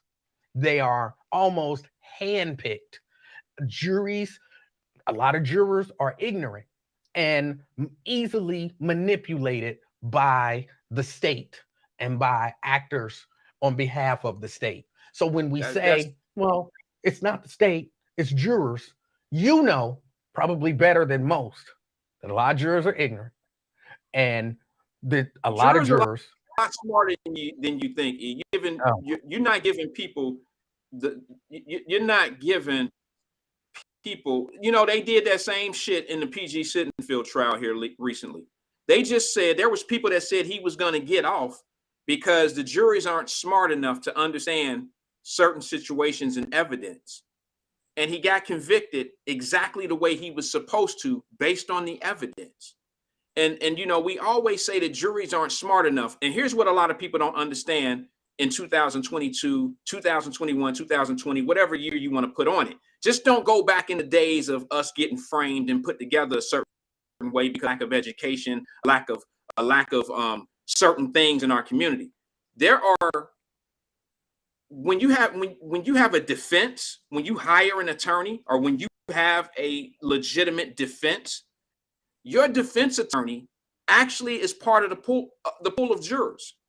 So for you to sit there and make it sound like that the state is handpicking people to be on the jury to send people to a murder person to jail, a murder defendant to jail, it don't quite work that way. The defense has an opportunity to pick jurors as well. It's a combination of your defense team and the prosecutors. PG Sittenfeld had 80 something. I know you, but if you then what you're saying don't really break down, you know, to it being that cut and dry. I'm sorry. It does. I've sat in courtrooms during jury selection, and some of it is not. It depends on the pool of the jury. I sat and watched a trial where the prosecution, it was a trial of a black man, where the prosecution used their preemptive challenges for every black person on the jury pool, so that that black man had less of a chance of being found not guilty. They knew that that was what they were doing, and the attorney, you know, objected. Who did that? The prosecutors. Okay, that was their job. That was their job. And the defense did not their job. The same thing. That is not their job. They did the same thing. Yes, it is. I disagree. It is not the job of a prosecuting attorney to get rid of people. As a matter of fact, it's not even legal for them to just say, well, since the defendant is black, let me get rid of all the black jurors. The defense attorney even raised an objection. You think about that it. The reason why each woman was removed or was asked to step aside was because they're black, and that's the only reason. That is the only reason. That could have been. That's the only reason. You knew that. Was the only reason. They couldn't even come up with a reason. What insight did you have? Was the only proof you had of that is because the potential jury was black and the defendant was black. He got dismissed. That jury got dismissed because they were black. Can I? You want the answer? Yeah. I heard you. I'm just making sure that's what you said. Yes. When the defense attorney made his objection, and you know, I don't remember all of this stuff. There's a certain law or whatever that they're not allowed to do that. And the question about why this, well, you know, they don't really have to give a reason why. They can just say, we're just using our challenge. And then they end up going to the back because it was happening over and over and over. And the defense attorney objected again. And the judge says he gonna see chambers or the attorneys in his chambers. And they go to the chambers and come back. And the defense attorney is basically saying, and I can't say everything because some stuff, but basically there was no reason. They don't have to have a reason for getting rid of all of the black jurors. They don't have to, because they can just use those challenges with no reason. But they're not allowed to do it on the basis of race. But there was no other reason to do it. So if we gonna try to pretend like that don't happen, then that's fine. We can pretend. But the truth of the matter is we know that happened. So to say the state didn't convict them, the jury convicted them. Come on. The state brings these people in, and prosecutors and judges and actors on behalf of the state know what they're doing. I don't think it's fair to pretend like juries are fair and unbiased, even in 2022. It's not fair. Well, there's a sense of being human too. Yes. None of them are all 100% fair and honest and unbiased. That would be computers sitting back trying to dictate your innocence or guilt as a juror.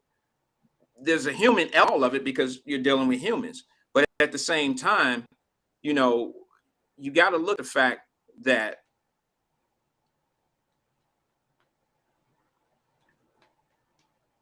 there is a level of,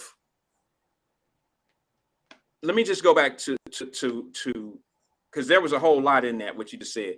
I'm going to go back to murder trials themselves. As I said, in murder trials, in today's world, it's one of the hardest convictions for the state to get on an individual without overwhelming evidence, because any sense of reasonable doubt whatsoever is going to get you a not guilty verdict.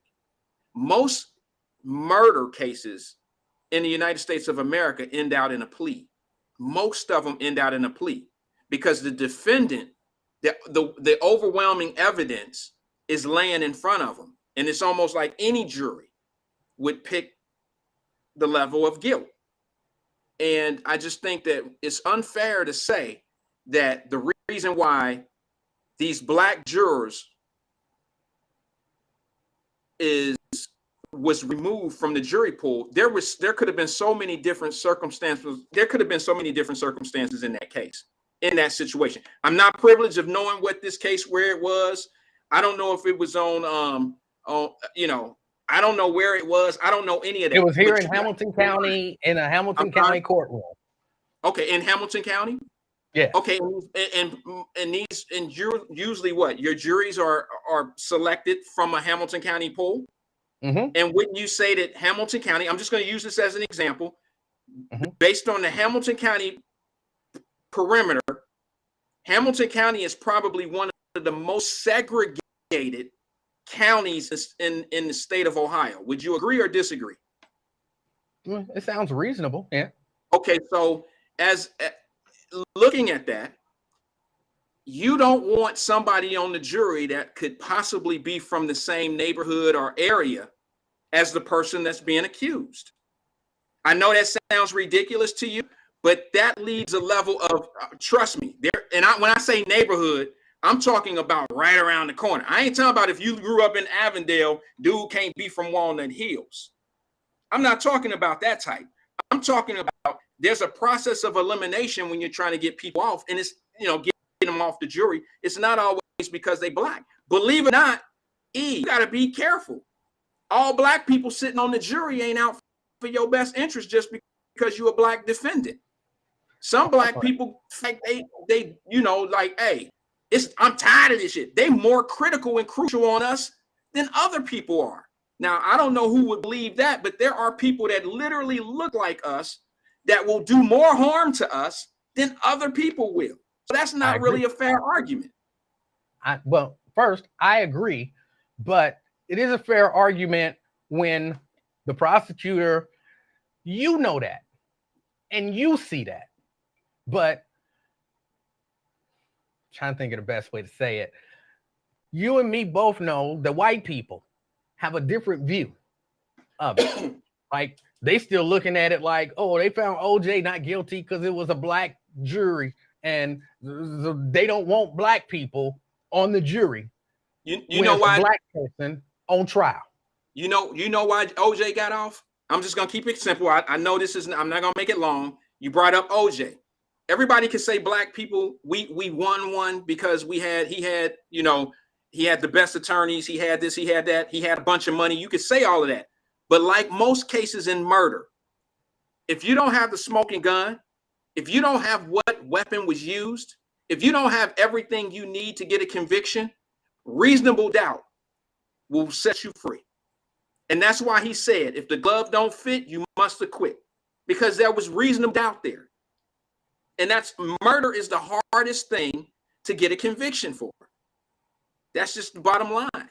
So with that being said, and the statistics show, I feel that if somebody goes in and shoots up a store and kills 13 black people on purpose. Look, this is the same little dude that had a bagger or a teller, white man, there on the ground.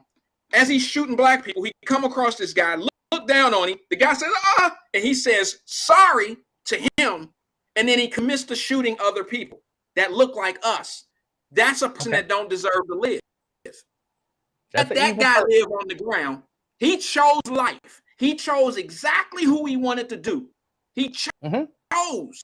He also chose to be killed if he got caught. Well, and again, that's evil. I'm not here to defend evil people. I know. I just don't believe that the state has a standing.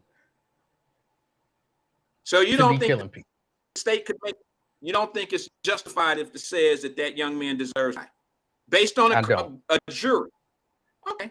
Well, we have to agree to disagree on that. And that's the beauty of us being in this thing called America, and us having free speech and willing to do what we want, you know, having the opportunity to live the way we live. And that's the beauty, because we could be in a country right now, that if we had this disagreement, one of us would definitely not be able to survive, because the state or that country would believe that your way of thinking is ridiculous. I mean, that's just where overseas, that's just different places. And they believe, you know, fucking dictatorships. They believe their laws are God. Let me tell you, I believe I'm upset with you because it's like almost 4 o'clock and we didn't get a chance to get Dan Hills. I forgot. Yeah, Dan Hills. We didn't even really get a chance to talk about PG. I'm dead with PG. I'm done with PG, man. He going to jail. But we didn't get a chance to, and speaking of somebody who I don't believe values certain life, Dan Hills, when Dan Hills is out there saying that police who handled the situation and didn't kill somebody, and in essence saying, well, they should have killed that person. I got a problem with that. I don't, that's the stuff I'm talking about. Just because you can do it don't mean that you should do it. And when an entity gets to the point that they can look at stuff, the dude hit the dude with the, I guess the bag had a pipe in it, because it looked like he was carrying a bag. And he hit the dude, and you know, dude all messed up. What he did was foul, wrong, bad, evil. I don't know. I say evil for stuff like walking into a school shooting 13 kids. But it was definitely bad. But somehow they handled it. Somehow those officers, who what I saw were African-American officers, handled it and didn't end up shooting that dude and killing him.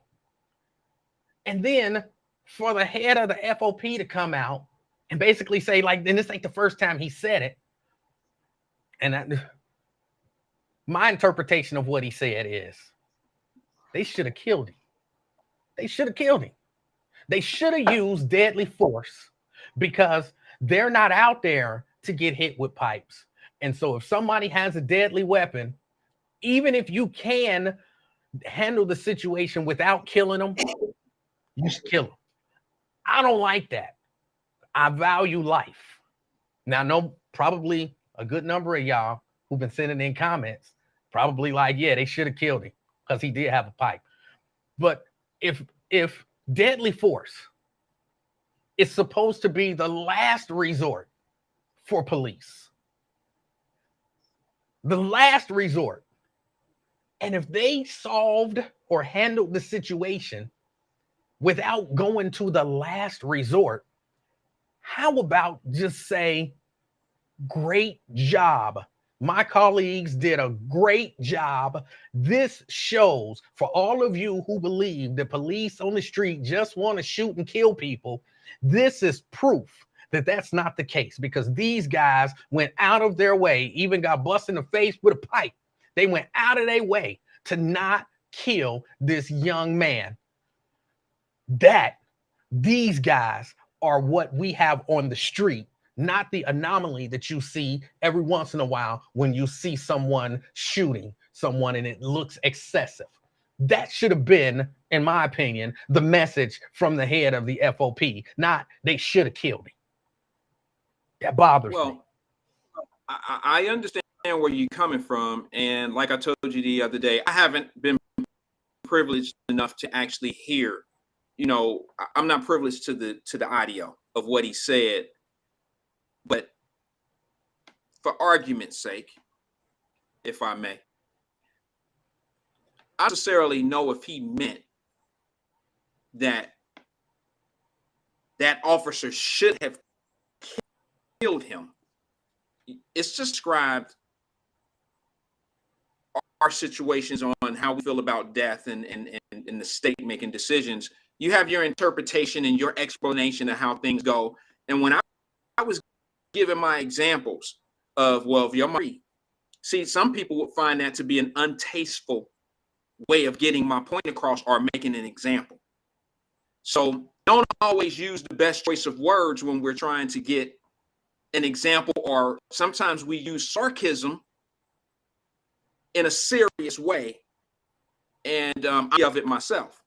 But in this particular case, this could have been a situation where he was trying to tell you that it would have been justifiable to kill somebody who was threatening a police officer with a pipe and who actually physically assaulted the police officer. Deadly force, because that to the head, that has to have reconstruction to the face. That's a lethal blow that just didn't happen to be lethal. So that's an act of deadly force towards a police officer. And I think this man could have possibly be saying, because I don't know him, all right? I don't know him. I don't know what he's capable of. I don't know him. But I do want to give an argument on it. That could have been his way of saying, see, this is a situation where lethal force, deadly force from a police officer could have happened, and we chose not to. Or he could have used his sarcasm in a serious way and been saying, see, this is a situation where this man should have died, but he didn't. And that's us being restrainable. And you got to understand that when people are set up, we all have a level of cynical. We're all cynical in some form or way. And when we hear certain things, these are key words and trigger words. And I understand a lot of people don't like this man, Dan Hill, because of how he defends his police officers, which unfortunately, that's his job. His job is to always come to the defense. I know all stewards from unions that protect their staff or their union buddies or their union people. They protect them no matter what they've done. Just for the record, now, I don't have a problem with him defending police officers. Don't have a problem with that at all. Okay, but you got to understand, maybe his wording was not matching what you needed to hear in that case.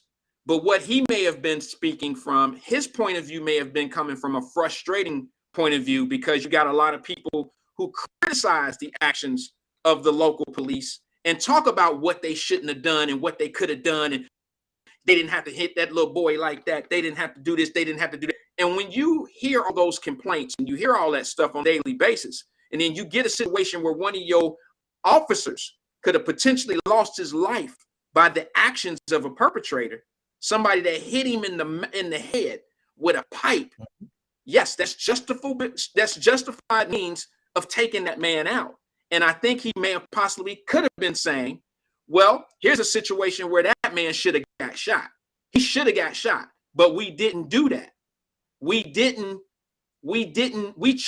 Those officers chose not to kill that man. And I think that when you look at it a certain way, it can spark up. Everything that he says is going to be put under the magnifying glass and sometimes maybe taken out of context. I can't speak for any other time because I don't know. I'm not going to sit here and try to justify what he's saying. I just got to keep an open mind of a police officer being, struck by a pipe in the head, and somebody comes up on his back and says, see, that guy should have got shot.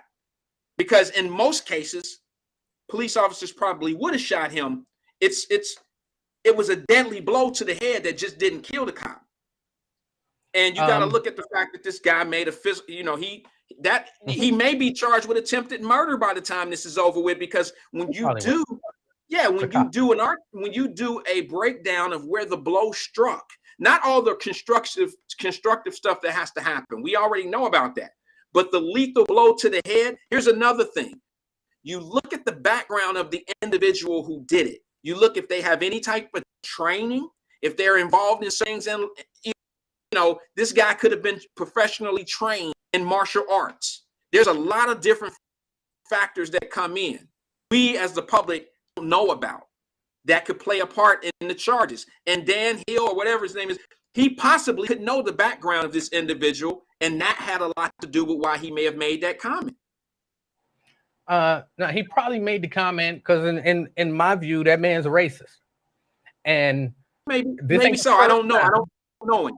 And this ain't the first time that he said something like that. And again, to me, it doesn't make sense. Again, deadly force is supposed to be a last resort.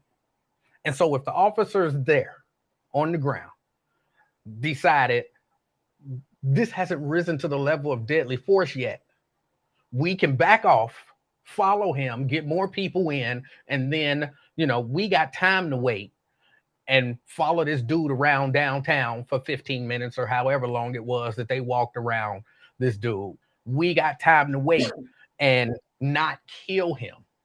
How do you diminish that? How do you root for the death of another person that clearly, because we're talking hindsight. See, they can look at it and say, well, when they shoot somebody 60 times, and they can say, well, I mean, look, y'all got a clear view from looking at it in hindsight, but right there on the ground, we thought he was turning around with a gun. And you can't judge us based on, what you know now. We got to go based on what we knew and what we thought then. And they want us to roll with that. But then your union president says, in hindsight, forget what y'all saw on the ground. Forget what y'all did in not killing a person. I'm going to not do what they do, what we tell y'all to do. I'm going to look at it from hindsight and say, they should have killed him. That's crazy. Like I said, E, I didn't hear the exact comment, but I got to take it in a certain context and say, I seen some of it on Channel 19 in Cincinnati. I seen the officer's face. I heard the tail end of the story. I heard Dan Hill, I believe, say something, but it was none of that. It was some other stuff that he was talking about he said the suspect was walking around, but I never heard him say they should have killed him. But let's just say this. If you look at the pictures of the police officer, and if you read the 527 of what this man was doing, if they would have shot and killed this man, the police probably wouldn't be facing any charges because of look at what he did. I'm thankful that Dan Hills was not one of the cops on the scene. And now there's a man alive, which I know I could imagine a number of these people in the comments is like, yeah, why didn't they kill him? We love the death penalty. So I could imagine some of them is like right there with Dan Hills. Kill him. If you got opportunity, kill him. That's not fair. That's not fair. That's not fair. It's fair. They love the death penalty. They love death. But if the two brothers that I saw on the ground said, we don't have to kill this man, we can back off, follow him around, wait for backup, and then, wrestle him to the ground and take him alive. Why would you second guess that? Well, that's why I said sometimes levels of sarcasm don't set well. And sometimes we use sarcasm when we shouldn't use it. And I think there's a level of sarcasm there. And he was basically saying that this man should be dead. He possibly dead based on his actions and the physical assault that he put on the police officers, the deadly weapon that he used police officer. This man should be dead. I could say that. Does that make I imagine had he been there, he would be dead. Maybe so, but let me ask you this: how many bodies does he have? How many bodies does he have as an officer? Has he ever killed anyone? Who, Dan? I have no idea. I wouldn't be surprised if he did. I think a lot of that is relevant. I think when you say that somebody could kill, if they would have been on the scene and killed somebody, I think it's very relevant to ask what their history is. I mean, how many deaths do they have on the street? I mean, is he capable of killing someone? Or is he just one of these guys that'll say, I think this person should be dead? Is he capable of pulling the trigger on somebody? I mean, I look at people like Sonny Kim. Who died in Madisonville, who was trying to talk a brother down who had a gun, and Sonny Kim didn't make it home because he was doing what Dan Hill. I mean, basically, if it was Dan Hill, based on your logic, Dan Hill would have shot that brother before that brother got a chance to shoot him. So you got to look at it for I said probably. Yeah, maybe so, but the shooting would have been justified. You point a gun at a police officer. You're gonna bite the dust. You hit a police officer in the head with a pipe. Sometimes you're gonna bite the dust. I've seen that's how it goes. I've seen videos of white guys pointing guns at officers and not getting killed. Bro, I know we say that. I know a lot of people say that, but I can tell you right now, there's a lot of white people that get shot and killed by the police in America. There is a lot. True too. But I've seen videos of white guys pointing guns at cops and not getting killed. Yeah, there's a lot of black guys that run around with guns too and don't get killed. They show up in courtroom A every morning. They're on the docket every day. When was the last time a brother got shot and killed in Cincinnati by the police? I don't know. I'm not saying it don't happen. I'm not saying it. Trust and believe. I'm the first one on the shit when it don't look right. Okay. But I'm just saying to you that there's a lot of brothers. That brother that hit the man in the head with the pipe, hit the officer in the head with the pipe. He made it on courtroom A 2 days later. He was on the docket, not shot and killed. So that was good. One that's a good thing. Justifiably. Say it again. I said that's a good thing. Well, yes, but there's a lot of him. There's a lot of police officers in the hospital spraying. Look, I'm not taking up for them. I just got to make some sense. I can't stand it when people say this shit is, we take isolated incidents and it speak for the entire year or it speak for the entire whatever. Folks, I am not an advocate for the police per se. I'm an advocate for the truth. And I look at the fact that we don't bring up Sonny Kim, but we bring up everything else. When was the last time you heard his name? When was the last time you heard Jeter? When was the last time and these are brothers. I went to school with Jeter. Me and him was cool. And he ended up dead. All right. These are guys that I know that were police officers. We only talk about isolated incidents. And then when these particular people who get in these circumstances and get shot and killed by these perpetrators, we don't bring that up anymore. You know why we only talk about those isolated incidences, though, right? Yeah, I get it. I know, but we talk about those because we have to weed those out.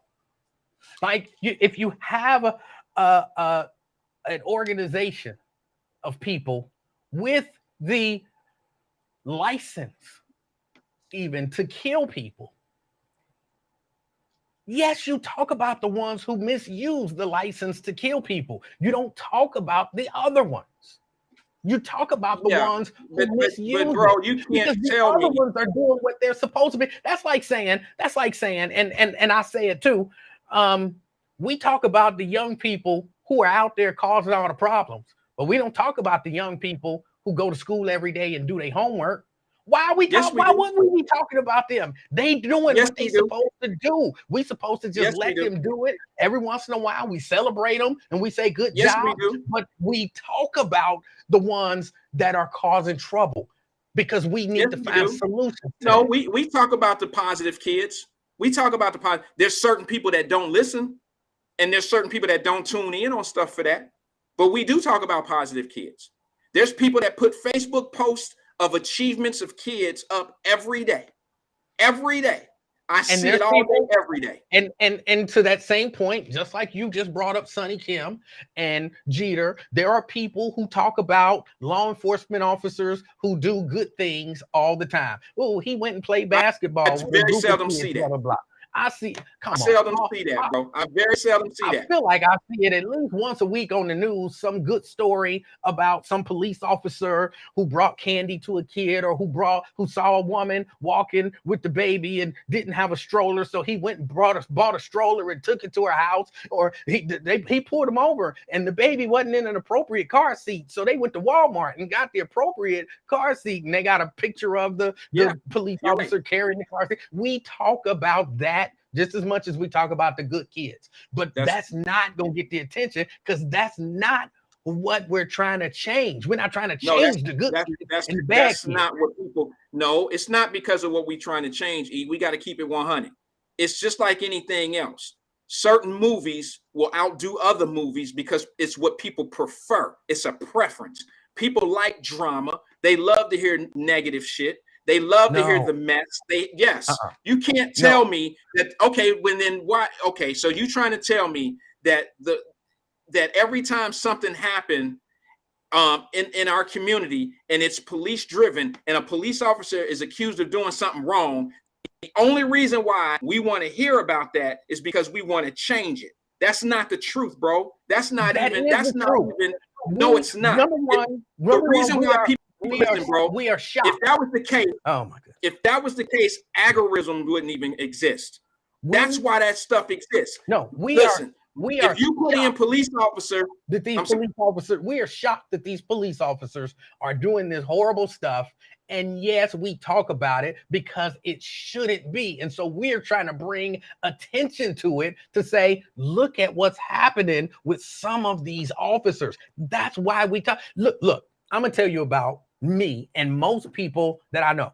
Most people that I know don't ever want to hear a bad story about a police officer. We would love it if the police obeyed all the rules, respected everybody's rights, didn't do anything wrong, and only use force when absolutely necessary.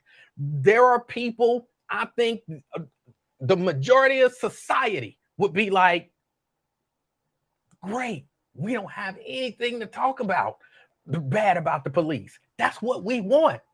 We're not sitting around like, oh, I sure hope a police officer shoots somebody 60 times today. We would prefer to never hear a bad story about police. That's not our goal. That's not our goal. I understand. And that sound right. And it sound good. But you know what? I can tell you, I know people, not personally. I mean, I just watch it. They give more energy to what's going on in their community, to what's going on bad, than they give in the energy of what's going on good. And it's almost like if they're not listening to some bad, and I don't mean everybody, I'm just saying, bro, there's people that focus on the negative. They're not necessarily trying to make a change. It's just they focus on the negative. No, they may not be actively working towards change. They may not be actively working towards change, but they really do want to see change. They really do want to see change. I can't deny that. I can't deny. If I go back to your analogy about the kids, if you got two kids and one of them always do what they supposed to do. They don't get in no trouble. They get straight A's. They clean up the house. They do the dishes. They cut the grass. They nice and polite. Yes, ma'am. No, ma'am. Yes, sir. No, sir. You see it and you appreciate it. And then you got another kid who, for the most part do good, but every once in a while, they just wreak havoc. It's not the parent who focus on that, who say, what are you doing? Why would you do that? It's not, oh, no, they just looking for something negative. No, the negative stands out because I got to deal with that. I want that fixed. I don't want you to do that. And it's not, well, he just want to complain. We just so conditioned to complain. No, he not conditioned to complain, but he sees peace and harmony, and then he sees a problem. Yes, you're going to focus on the problem, not just for fun. Why? Why is this? Well, one of the things that set the tone is that when I consistently see the same thing going on and I see no change, it's hard for me to believe that people who view things are aggressively trying to make change. I think that most people that we know, maybe not personally, but for argument's sake, the people that we are talking about, social media and all that type of stuff, most people are in it for the drama. They want to hear the bad and they'll have a few words to say. I'll give you a perfect example. All you got to do is look at the situations that go on. And it's what's going to happen next to be the next big talk about. When the 13 people got shot in the grocery store, it died a week later because of what happened in Texas. Nobody talks about the 13 folks that got shot. It's not even on the same level now. And that's exactly what I'm talking about. It's not change now we changing now, it's not all, and this is going to sound a little raw, but it's true. What it's not even about the shooter anymore down in Texas. It's about the police. It's about how they dropped the ball. It's about the police. It ain't about what happened in Buffalo, New York at the grocery store anymore. It's not about any of that. You don't even hear, why did they allow the white dude in the grocery store to live? You don't even hear that talk anymore. He was in there shooting openly and all blah, blah, blah. He should have died too. You don't even hear the police should have shot him. All you hear now is Uvalde, Texas. And it's on to the next.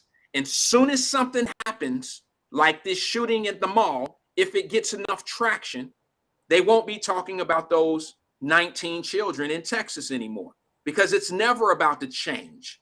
It's never about what really can change. It's all about the current news. And that's what people are more interested in. And the worse it becomes, the better soaked in and the better absorbed they are to the madness and the chaos. And that's what I'm trying to tell you. That's why I don't believe that most people who watch all that stuff are all about change. I'm not saying some aren't, but it's about the nasty and the what they want to see. What's next? And my proof is, when was the last time? I think I'm the only one that talked. I brought it up to Raven on her show the other day. They talking about Uvalde, Texas. They talking about how the police was on the cell phone and all of that. And no reports came out yet. No reports of anything that went on in that Texas is going on. But everybody's talking about that when you have a full report of what went on in Buffalo at the grocery store, and nobody cares anymore. It ain't the conversation anymore. Now, I don't mean that we don't really care. I'm saying to the massive, it's what's going to be the next biggest story. And it happens to be Uvalde, Texas. I'll say the report did come out in Texas, just so you know. I'm sorry. I don't know if you the Texas House of Representatives did release a report about what happened in Uvalde, Texas. Yeah, yesterday. Just yesterday. But I get your point, and there's some validity to it, no doubt. When you're talking about the news media, but I'm not looking at the news media. I'm not talking about the news media. I'm talking about the people you were talking about. You said that people that watch that stuff are really looking for change. And I said that the majority of people that watch that stuff are waiting. They look at that, and then when the next story come out, they're just as engaged, or if not more engaged, into the next drama, the chaos. I don't think that's fair, though. I don't think it's fair to say that it's only because what they want is drama. Because again, going back to your analogy about the kids, if my kid was 15 minutes late for curfew, yeah, we don't talk about that. But then if tomorrow they got arrested, but damn the curfew, you got arrested. What did you get arrested for? What would you do? And then if the next day my kid, do something even worse, well, okay, damn the curfew and damn the getting arrested. What about the fact that you just did it? It's not, well, I'm looking for the next big thing. But if because we talking about the news and it keep presenting us with all of this stuff, then yeah, we gonna focus on whatever touches us the most or whatever is the most recent. But that doesn't necessarily mean that I'm out there looking for negativity and whatnot. It's just you deal with what's right there in front of you. You'd be surprised, E. Those algorithms on your Facebook page and on your cell phone and on your Google align you up to what you're most accustomed to. The things that you would like to read about and absorb in your information database of your mind, they focus on those areas on you. They feed you the things that you want. That's how they make their money, by keeping you engaged. That's kind of right. I mean, it's right in terms of that is what the algorithm does. That's what they do. They present you with like stories. But that's why I don't like algorithms, because I don't just want to see that. Like, that's why I got a problem with my YouTube channel right now. When I'm watching YouTube, I love me some First Amendment audits. But it'd be difficult for me to find anything else because they think that's all I want to see. And then I go search for something else and then I find it. And it takes forever for the algorithm to decide, oh, he don't just like First Amendment honest, he like this too. And then it flood me with that. Well, I don't just want to see Jordan highlight films either. You know what I'm saying? Show me the algorithm just trying to feed you what they think you want. That's the problem with algorithms. I'm not an algorithm. I want to see a whole lot of different stuff. Maybe not. And all of that to say, just because I see negative news and I talk about it, don't mean that's all I want to see. I want to see the other stuff. Right. Now, no, I'm not going to talk about the fact for 2 weeks. People ain't going to talk for 2 weeks or 2 months about the fact that at this school, 100% of the seniors graduated and got college scholarships. That's a yay, good job. Great job for those seniors. But yeah, then this dude then went into the school and shot 13 people and the police didn't do nothing but stand back. That's not that's too bad. Well, what's the next story? Some stuff requires you to linger on it more and longer. Okay, let me give you an example, bro. And I don't want to be self-serving. I got a phone call that came in. I want to take that caller, but hold on. I want to make this point before I say this. I want to make a point before I take the call. All right. One thing that I'd like to say is, and this is going to sound a little self-serving, and I don't mean to be this way, because my daughter happened to be involved, but this is not about Wyatt or his daughter. This is using the example of what I say people would rather see. Now, I had an opportunity to meet with the Water Boys, okay, from Reading Road up in Cincinnati. And that particular video had massive shares from other people. It had a viewing of over 1,000+ people within a short period of time. A couple days later, now this is my same Facebook page, the same people that listen, the same people that watch my show or whatever. That same Facebook page that got 1,000 views, like right then and there. That same page, the next day, I'm up at Ohio State University with a bunch of MD grads of young people like my daughter, my youngest daughter, who was in an MD at a medical graduate camp, and it got no traction. It got no traction. And here's the thing. It wasn't like hurt my feelings because it was my daughter. I was trying to show you that people would rather be focused in on the Water Boys and the trouble and the drama that they was facing with the police than they would with 32 young Black boys and young Black girls at the Ohio State University in a medical camp ceremony. I think you're looking at it wrong. I'm not looking at it wrong. I'm telling you, people would rather see certain things than success or see us doing better. You can see it on Facebook. You can see that people are looking at it wrong. I didn't really want to use I didn't want to use me or any of that. I get what you're saying, but I think you're looking at it all the time, bro. I see it all the time. You put somebody's grandbaby up there, they'll get likes and loves and all that. That's a different beast. I'm talking about our children, Black successful little kids going through junior achievements, going through things that are successful and lining up success in their life. It don't get the same traction as what them damn Water Boys got up on Reading Road. Everybody wanted to see what was going on, but they don't care what's going on in the classrooms with the kids. That's not true. You're looking at it wrong, but I don't want to keep your caller on hold, but you're looking at that. I don't think I'm taking that one wrong, but okay, E. Good evening, caller. Welcome to Wyatt. I'm sorry. Welcome to King and I. This is Wyatt. Who am I speaking with? The one and only Josh Squad 52, also known as the Black Not Democrat. What up, Wyatt? What up, Emmanuel? How y'all doing? What's up, brother? Hey, I've been listening for like the last 30 minutes because, again, your show comes on weird time for me, but you guys been going at it strong. But I want to get in on this media thing. And E-Man, again, from what I know about you, bro, you don't want to admit the obvious, okay? Media, I'm talking about print, television, and internet. They are all willing accomplices of the Democrat Party, except for one. They always talk about one media outlet that is pro-Republican, and that's Fox News. They are demonized, they are vilified. But they never say that NBC, ABC, CBS, that they are for the Democrats. Not to mention CNN, MSNBC. It is clear. Now, let me read you a headline, E-Man. New poll from Gallup. Headline: New Gallup poll shows confidence in media hits record low.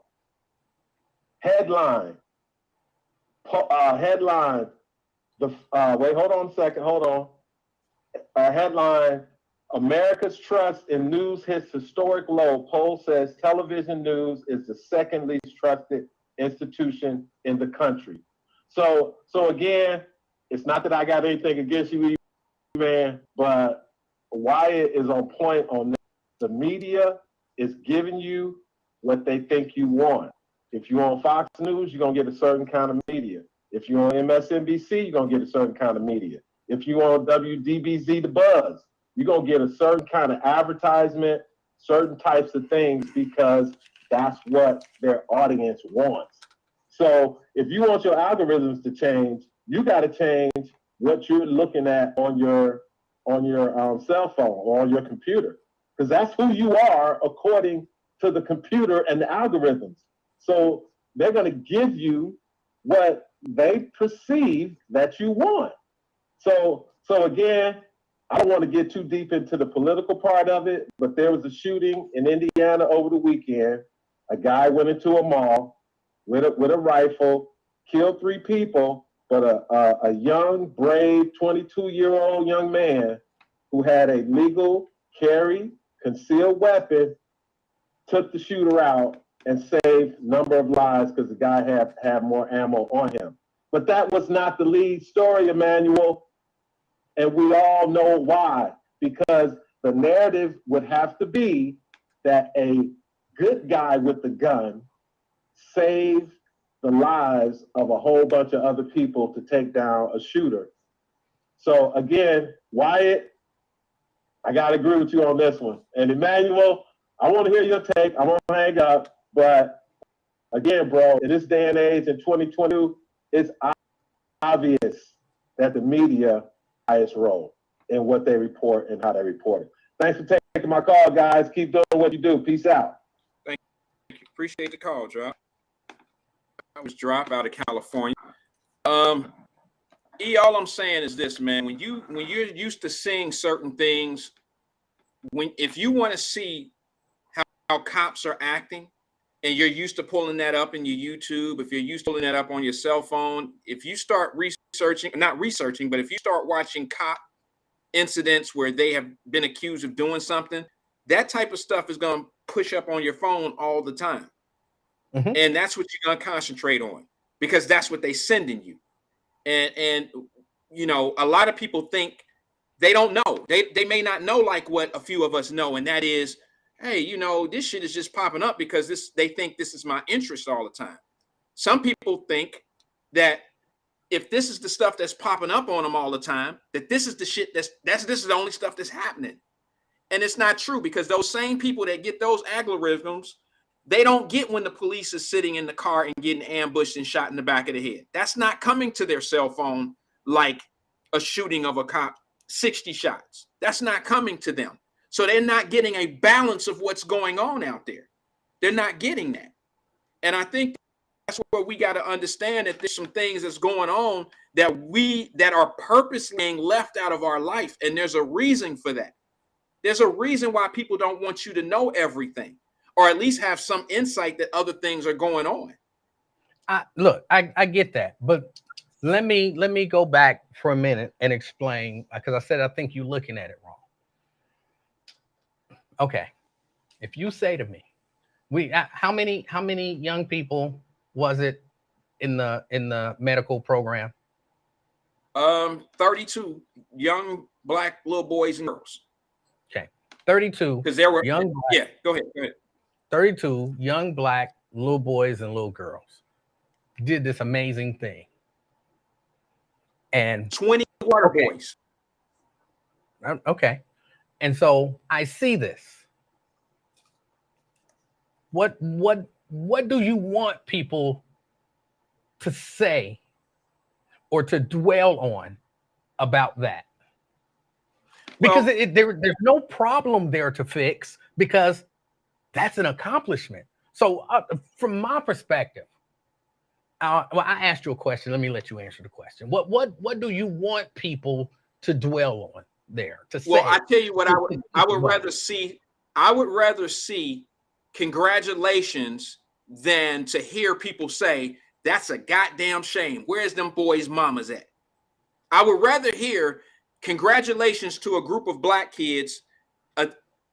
These are all minorities, not just black kids. These were Indian children, black children, boys and girls, Latinos. This was a group of brown people. Okay, I would rather hear 1,000 congratulations or have 1,000 views on something like that than I would have 1,000 views of those kids need their ass kicked. Where the hell are they mamas? Where they daddies at?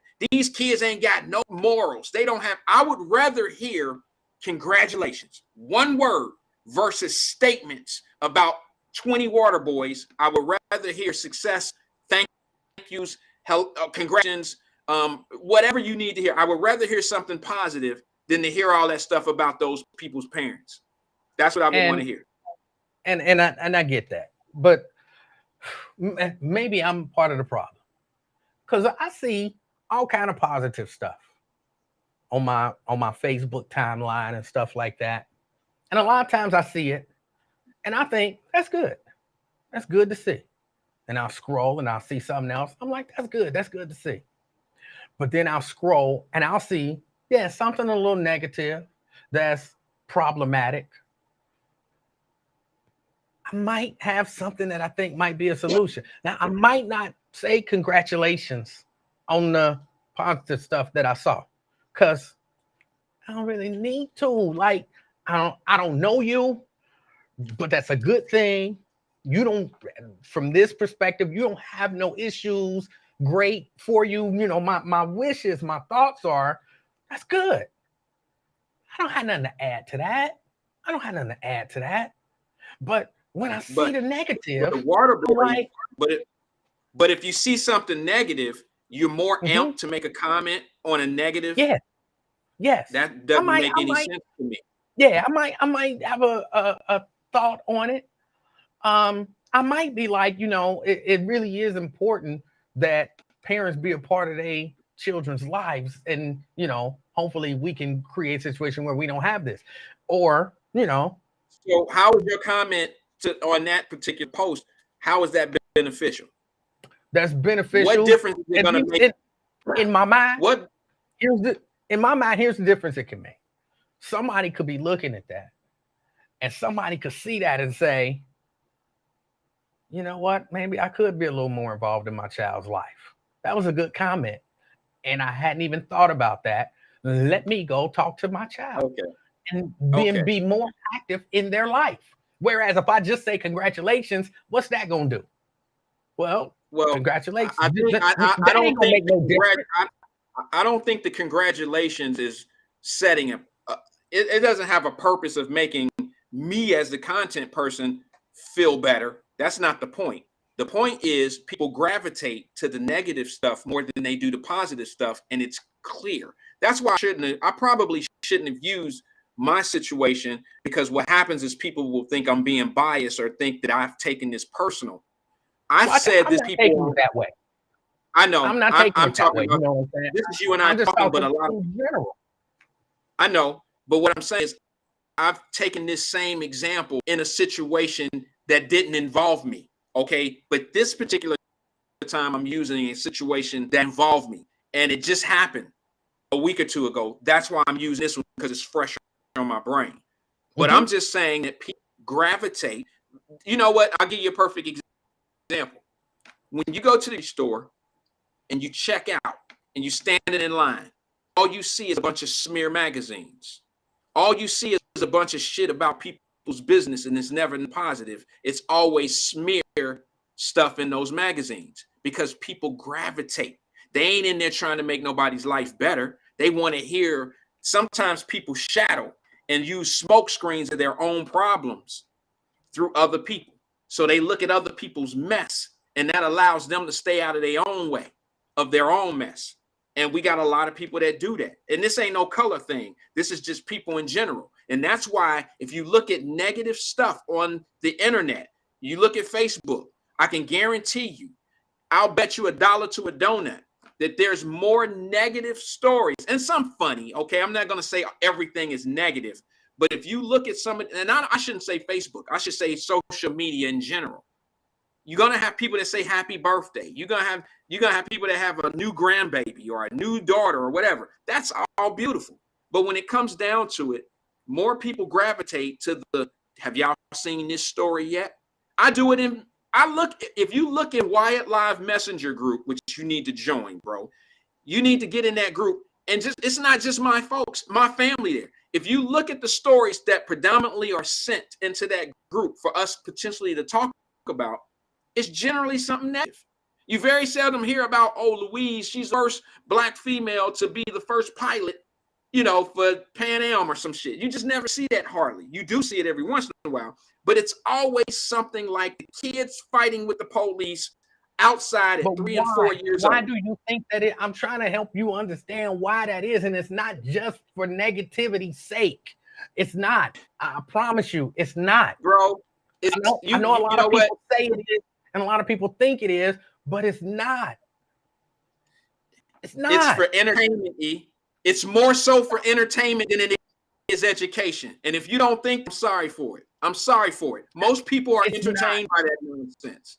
Most people are entertained by that nonsense. They're not in entertainment either. And what are they doing, E? How many people that had all that shit to say about the Water Boys, other than myself, Iris Rowley, you even tried to step in. Officer Owings up there. You got Damon Lynch III. You got a few people. You ain't seen nobody come out of city council. You ain't seen nobody reach up and be public about it. How many people are really actually trying to make a difference? Did it turn into entertainment for most people? What it turned into for most people was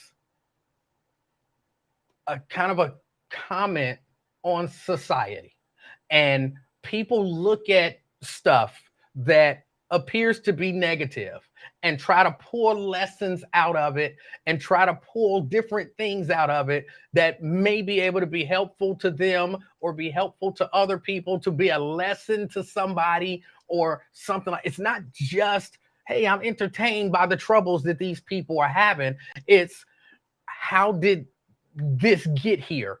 And if this what's really going on in our society, and if so, how can we, even if I don't intend on lifting a finger to fix it, even just theoretically, how can we fix this problem?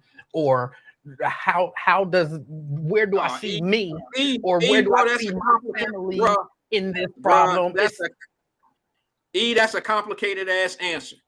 And I'm gonna be honest with you. Right after people see those videos, guess what, bro? If they eating, the next word out of their mouth, that's a damn shame. Hey, pass the salt. They ain't doing nothing no more than waiting for the next crazy shit to come out to be able to make a comment about. And I'm not saying everybody. I'm saying the majority of people. They can't wait for the next World Star hip hop video or whatever shit. They can't wait for that next one to come out. They can't wait for the next challenge and watch somebody bust their head wide open. We live in an entertainment world, not an educational world. That's just what it is, bro. And when you gravitate to entertainment, you accept it to all the entertainment is led by false. It's fictional. Most entertainers live in a fake world. People use that stuff for stuff, man. I'm telling you, people. What?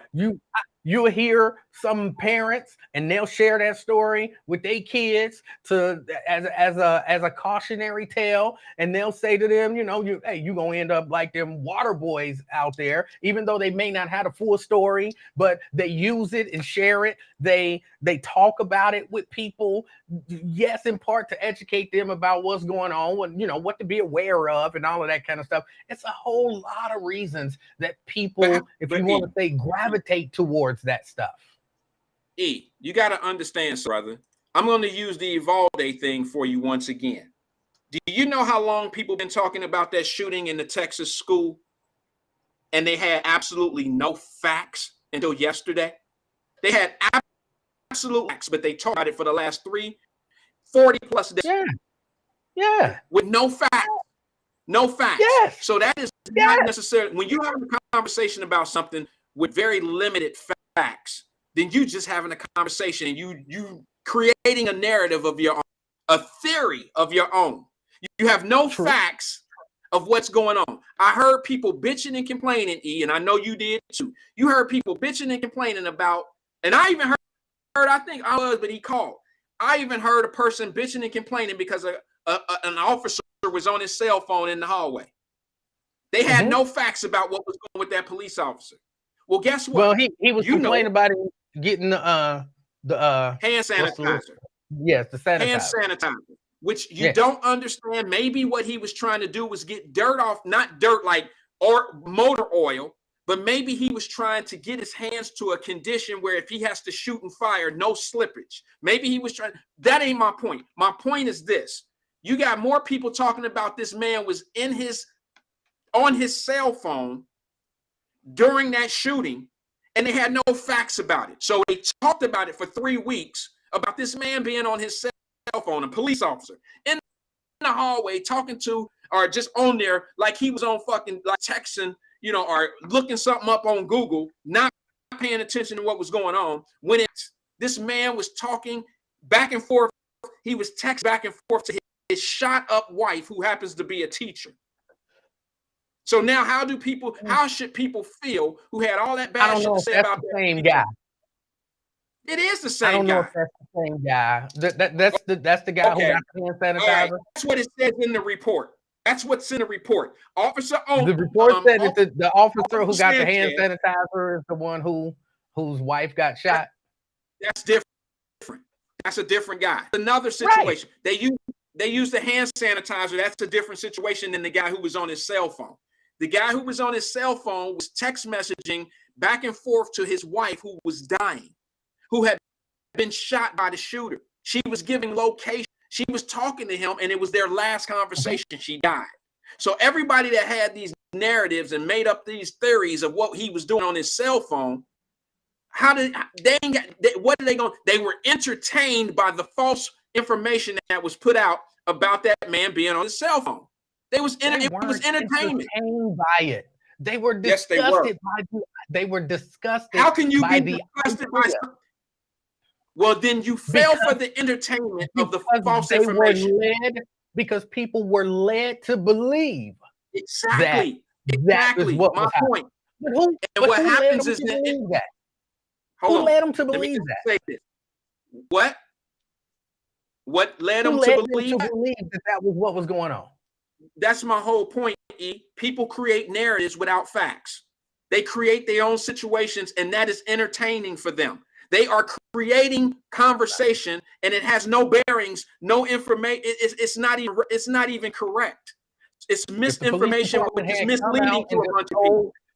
First, if the police department had done what they were supposed to do, then a lot of this wouldn't be as big of a story as it is. And secondly, if the police department had just come out and been forthright about exactly what happened, people wouldn't have been creating their own narratives. They would have had. Well, that's because we live in a microwave world, E. We live in a world where we want the police to tell you whatever's going on. They don't have all the information all the time. But if you don't tell them something, we live in a cynical world. We live in a world, oh, the police about to make some shit up. That's why they ain't telling us. They about to make some shit up. They don't wait for the investigation. They don't wait for the I'm sorry? A lot of times that'd be true. And see that's why I generally don't make comments on things. Breonna Taylor's story went on for 2 months, E, before I made a comment about it. But when I came out with my details and my breakdown of Breonna Taylor, it was on point. I didn't get into the riffraff and all the bullshit ass conversations like a lot of people did. I didn't get into these things and get ratings up to talk about shit that I didn't know nothing about. I didn't want to create a false narrative or talk about false narratives that had already been presented to me. I didn't want to do that. I wanted to have a real conversation about it so we can make real change. It doesn't mean anything if you're talking about some hypothetical shit. That don't mean nothing. Of course it does. No, it doesn't. No, it don't, bro. You sitting back. Okay, so if we make a plan that when we hypothetical stuff, you can get things from talking about hypothetical situations, and when you absent of all the facts. So because the alternative to that is, I don't know what the guy gets shot up in Akron. Absent of all the facts, don't say nothing. So then nobody discusses that the shooting happened. Nobody discusses the ramifications. Nobody asks questions about what happened. That's not what I'm saying. That's not what I'm saying. I'm not saying don't have any conversations at all. I'm saying those that create conversations without facts tend to lead people in the wrong direction. And that's what leads to it being entertainment. Because if you are open and acceptive to just take whatever people tell you, then you open and acceptive to continue to spread false information. And when you spread false information, some people get hurt with false information. Some people literally go out and do something because they've been misled and they don't have the chance to hear the truth yet. Some people actually do that. What do you think? Why do you think that that guy went in there and shot up 13 black people? Do you think the information he's been getting his whole life has been accurate about black people? No, he's been led to believe all that negative and manipulative stuff, and he doesn't like black people because he's been misled by someone. That's what people do.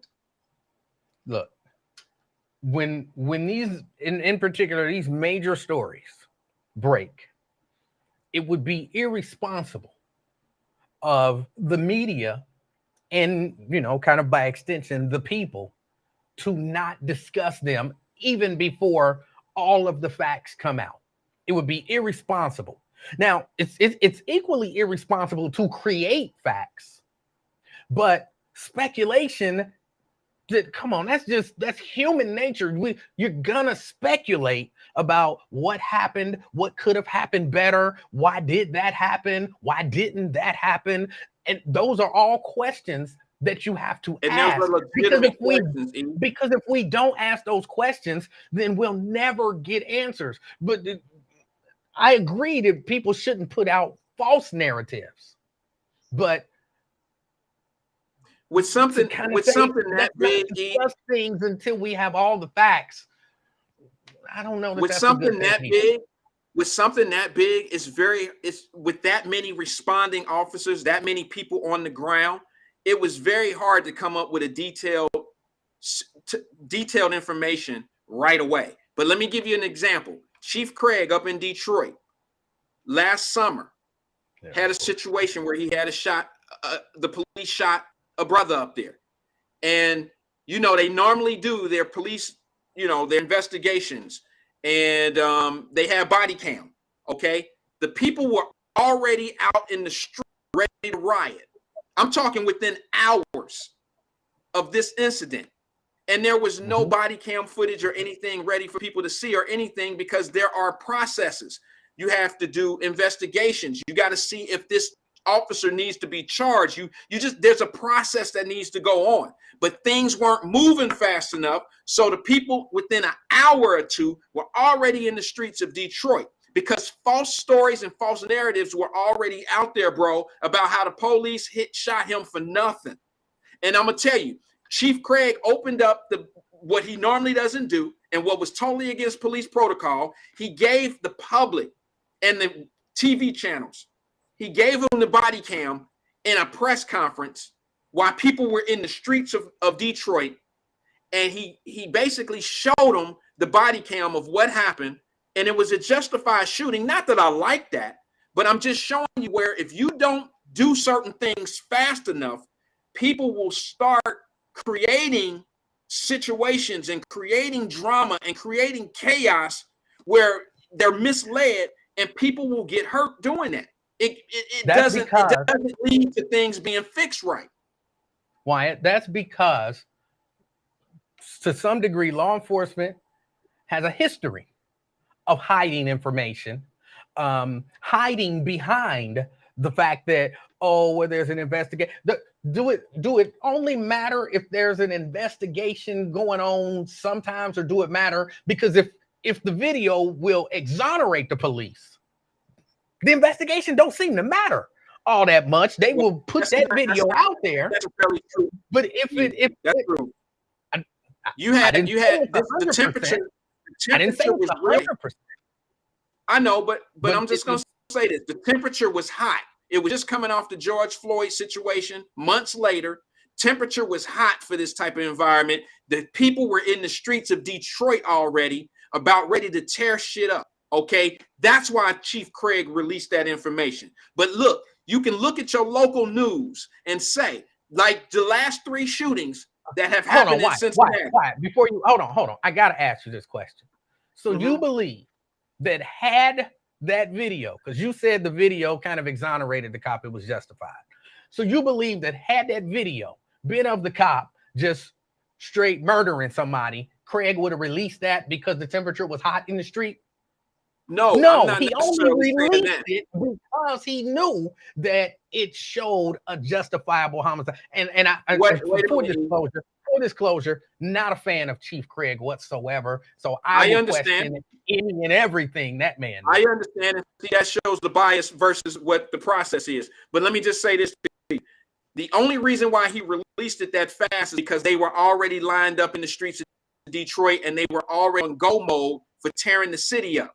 So what he did was he showed the video in a press conference and was trying, because there was so much misleading information on the streets already. I don't have to be a fan to a man or believe anything that he says for me to say, thank God that, because if he wouldn't have done that, people would have been tearing up the streets for nothing. But he only did it because it was a justifiable shooting. Know that. Had it not been, he would not have really. I know that. I can tell you, I know that. Had it not been justifiable, he would not have released that video. That's not that.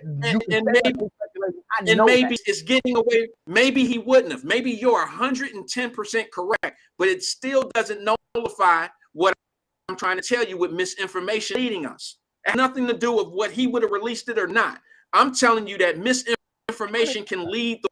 No, it doesn't. Because if he doesn't release the video, it shouldn't matter. It shouldn't matter if the video exonerates or if the video doesn't exonerate. If you don't want people to create a narrative, give them the truth. And there won't be a narrative to create. They'll have all the facts. If you got them, give them to the people. But you don't have all that information right away.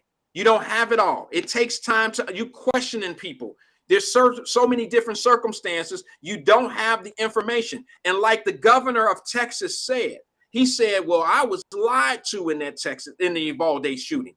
The reason why he was lied is because there was so much pressure coming down on giving some type of answer. If not, we're going to find ourselves in a real bad situation. Sometimes, bro, you just got to, and this might not just be police things. Sometimes, man, you got to fall back and get the right information before you do certain things. That's just in life. And if you rush things, if you rush processes, if you rush certain things to come up, you will definitely get all the wrong. And if you take the first piece of information that you get and ride with, sometimes you riding down the street with no headlights and it's a dead, and you don't know what you're going to run into. Why? If something happened and you know what happened, right? You got the information. Randall Wyatt got the information. And I say, Wyatt, what happened? And you say, well, there's processes I don't want to share. But here's what I can tell you. And you give me just a little piece of that information, you are begging me to create a narrative out of that little piece of information. When you got all the information, if you don't want me to create a narrative, give me the damn information. And if you only got a little piece of it, then you say, hey, look, I only got a little piece of the information. Here is what I know. Now, I can't tell you how this came about or what happened after that, but at this point, this is what happened here. Now, guess what? Maybe I still am going to construct something around that, based on what makes sense to me. but at least I got some actual information. And what happens a lot of times, in particular with law enforcement, but in other situations as well, people like to withhold information that's not favorable to them, or they like to lie about or mislead about information that's not favorable to them. And then you give us nothing. You say stuff like, well, an incident happened, and we can't give you no details, but we just want everybody to just be patient until the investigation is done. And that's that. You are saying to me, hey, create a narrative, because I know something happened. Won't you tell me what you know? But you got to understand, what you just described is not just in police shootings against Black people. They say that same thing in all shootings in the city. I didn't bring up race at all. No, I'm just saying, like, in this particular case, when we were talking about, I was bringing up, like, you know, the shooting in Uvalde or whatever, and I'm just saying police shootings in general. I made a mistake and said Black people, but I'm just saying in shootings in general, whenever you hear about a homicide in the city of Cincinnati, what do they always say? We're limited on information, we're running an investigation, and we'll let people know what's going on. That's the same information stance that they take when they're talking about police shootings. It's the same thing. They never come out the gate. No. Well, it all depends on when it happened. It all depends on when it happened. They will, if it happened last night. If it happened last night and they don't have as much information, they only have a little bit of information, that's how they read it off. If it happened 2 weeks ago and they say, hey, Jack John Brown was involved in a murder of JJD, and we have now fulfilled our obligation of the investigation. Such and such will be in court tomorrow. There's a hidden indictment for him. He's been charged with murder because of something that happened 2 months ago. That happens. They might already have done their investigation from something that happened, but like those hit that just happened last night, and I think in Avondale, they're not releasing any information of the investigation. They just released that this man was killed. They not releasing who did it or potential suspects. I had that information, and if they do, if they don't have that information, then they can't give it to you. But they have when it's an officer involved shooting, especially if it's a body cam involved, they can tell you who was the officer that was involved, but they won't. They can tell you what was the situation that led up to the shooting, but a lot of times they won't. They have a lot of details that they won't share, and then you'll look at it and you'll be like, well, people making up their own thing about that, but they got information that they not sharing. Why? But it's the same thing on murder cases. It's murder cases out there the same way. They have information that they've taken down from people, witnesses, and they don't put that out there and say, hey, he was involved in a crap game and he had $300 and he beat the dude for the money and the dude shot him in the head because he beat him for the $300. They could say all that shit, but they don't. They say that. They say they do. Come on now. Come on now, bro. They don't have all that detail, but that's because the media is not giving all that detail. Well, but I've watched the news and heard them say, well, yeah, this shooting was a result of a drug deal gone bad, or this shooting was, they will share that information. But that's part of the limited information, because they may say that it was a drug senseless killing. They may give limited information, but that's the same thing they're doing in some of those shootings with police involvement, or like in Uvalde. The reason why the governor came out and made a statement is because politically he felt pressure to say something to the community. And he was given false information, probably not on purpose, because of this reason here. In that report that they released yesterday, now I can't sit back and read a 3,000-page report, okay, not in a day. But in that report, it was definitely noted that so many false stories were given out by the police, not on purpose, but because people were coming, these different departments were coming in, and they were learning information as they go, and a lot of the information wasn't accurate. And it wasn't because they were being lied to on purpose. It was because of the old thing where you tell somebody something in their ear and let's see how far it can travel before it change. It was one of them type of situations because they didn't really have the truth. They didn't have all the information. But that's different. Like, Okay, while that situation was going on, if that was the case and people were giving out false information to other organizations because they were, misinterpreted information, that's different than once everything is over and, the governor come in and the governor say, what happened? There's no reason for the governor to get any false information. None. You say, look, here is all I know, Mr. Governor. We did this. And we did this because we were told that. Okay, no, you tell me your right. So you're if right. The governor was given false information, it wasn't accidental. It was intentional. Well, let me just say this. Let me say this, and I hope I don't get banned from Facebook for saying this, and I hope political people don't get mad at me for saying this. There's a strong possibility that the governor and his team may have stretched some of the information just so he can look relevant. He may have even added some false information himself because everybody turned him. He couldn't have had all the information within 3 hours of that incident. There's no way. So for him to go up there and release a statement that early, he was setting himself up to look good at the moment, but it was just a matter of time before the shit was not going to add up to what he was saying. And that comes from a political pressure of wanting to give people what they want, even when it's not time to give it to them. That's what happens. You have to retract things that you say. And he chose to put out false information. I'm not happy about that, but he's a perfect example of what I'm talking about. People want answers now, even if it's not time, even if you can't give them the truth. Some people will accept a lie over truth, bro, and they'll feel good about it. Yeah, I don't like that. And if the governor lied and gave out false information, he should be held accountable for that. Now, if he was given false information and then shared that, that's different. So maybe they need to figure out who told the governor that. And well, wait a minute, hold on, didn't nobody tell you that, bro? You lied. Right. But exactly. I wouldn't be shocked if that happened. I would not be shocked if the governor, who was up there to look like he was on top of things. The police chief obviously lied. I don't know of any officers who could have. The only cover up that I could see the officers doing was maybe possibly covering each other up by making comments about what they were doing, but none of them were in control.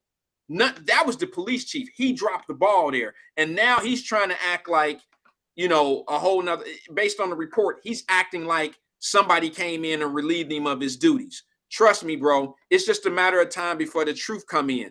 But before the truth was even in this report, we had so many different, stories about it that I just didn't want to indulge in the intricacies of the incident. I would talk about the aftermath and the effect of the community and what happened to these babies. Yes, I'll have that conversation. But me blaming somebody and thinking this person lying and that, I can't go there because I didn't have the information. Yeah. It's 5 o'clock, man. I gotta bounce. Yeah, you got to do your show. No show on 5 o'clock. Not on Mondays, bro. I ain't got another piece, bro. Let me ask you this, E. How do you do this for this many years? How do you do this? And we've been on since what time? 1 o'clock. We've been on for 4 hours, and you have not used the restroom. How the hell do that? Or do you have a bag over there? Now, I don't know how I do it. I don't know. But as soon as I get asking, up, bro, I don't know how you do this. As soon as I get up, gotta go and do some stuff. Yeah. Oh man, this is crazy. 4 straight. But hey, that's because you partner, bro. You took off like 6 weeks. We haven't done a show in like forever. Well, I'm about to go out here and be a lumberjack or whatever and get this tree. Gotta remove a tree. Well, I would say enjoy, but I don't think that's enjoyable work, bro. No, it won't be enjoyable at all. It won't be enjoyable. Well, but hey, listen, can I remind folks? Go ahead. Oh, go ahead.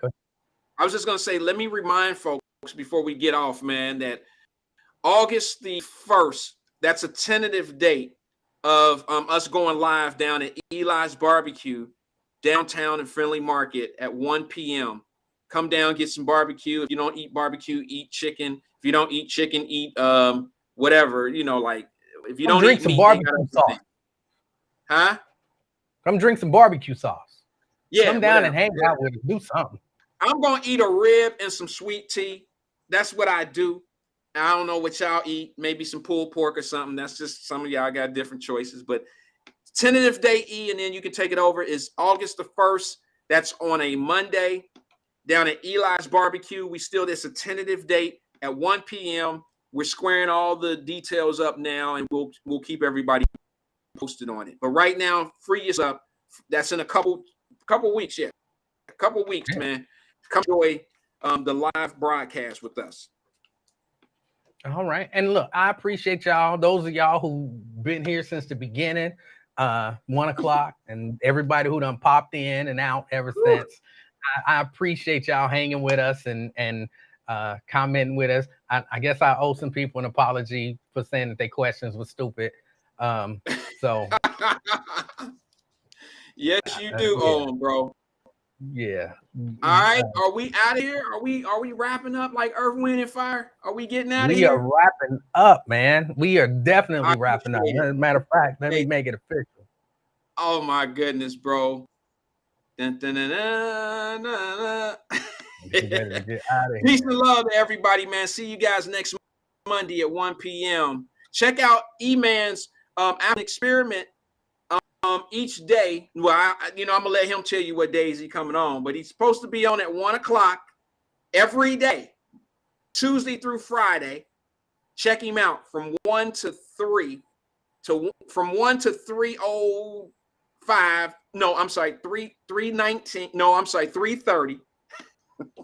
When he decides to stop each day between 1 and 3, check out E-Man, the afternoon experiment. And then don't forget to check out Wyatt Drive at 5 live. Yeah, something like that. Typically Tuesday through Friday, 5 o'clock. He say 5 to 7, but he be on past 7 too. So he be talking that stuff, but he be on past 7. So check him out as well.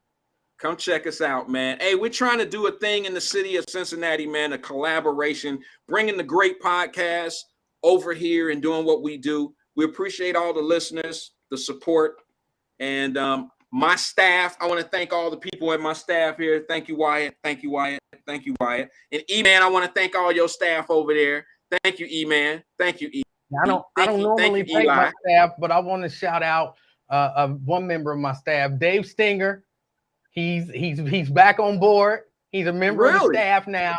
So I want to shout him out. He's got a very minor role, but he is back in the family. Wow. Hey, maybe, hey, bro, that's gonna create some conversation. I'm sure. See if he can come down to Eli's Barbecue. Yeah. Cool. Let's get it popping. Hey, appreciate you guys coming in. Thank you for coming in to the King and I. See you guys next week at 1 p.m. Appreciate all the love and support. See you next week. You forgot.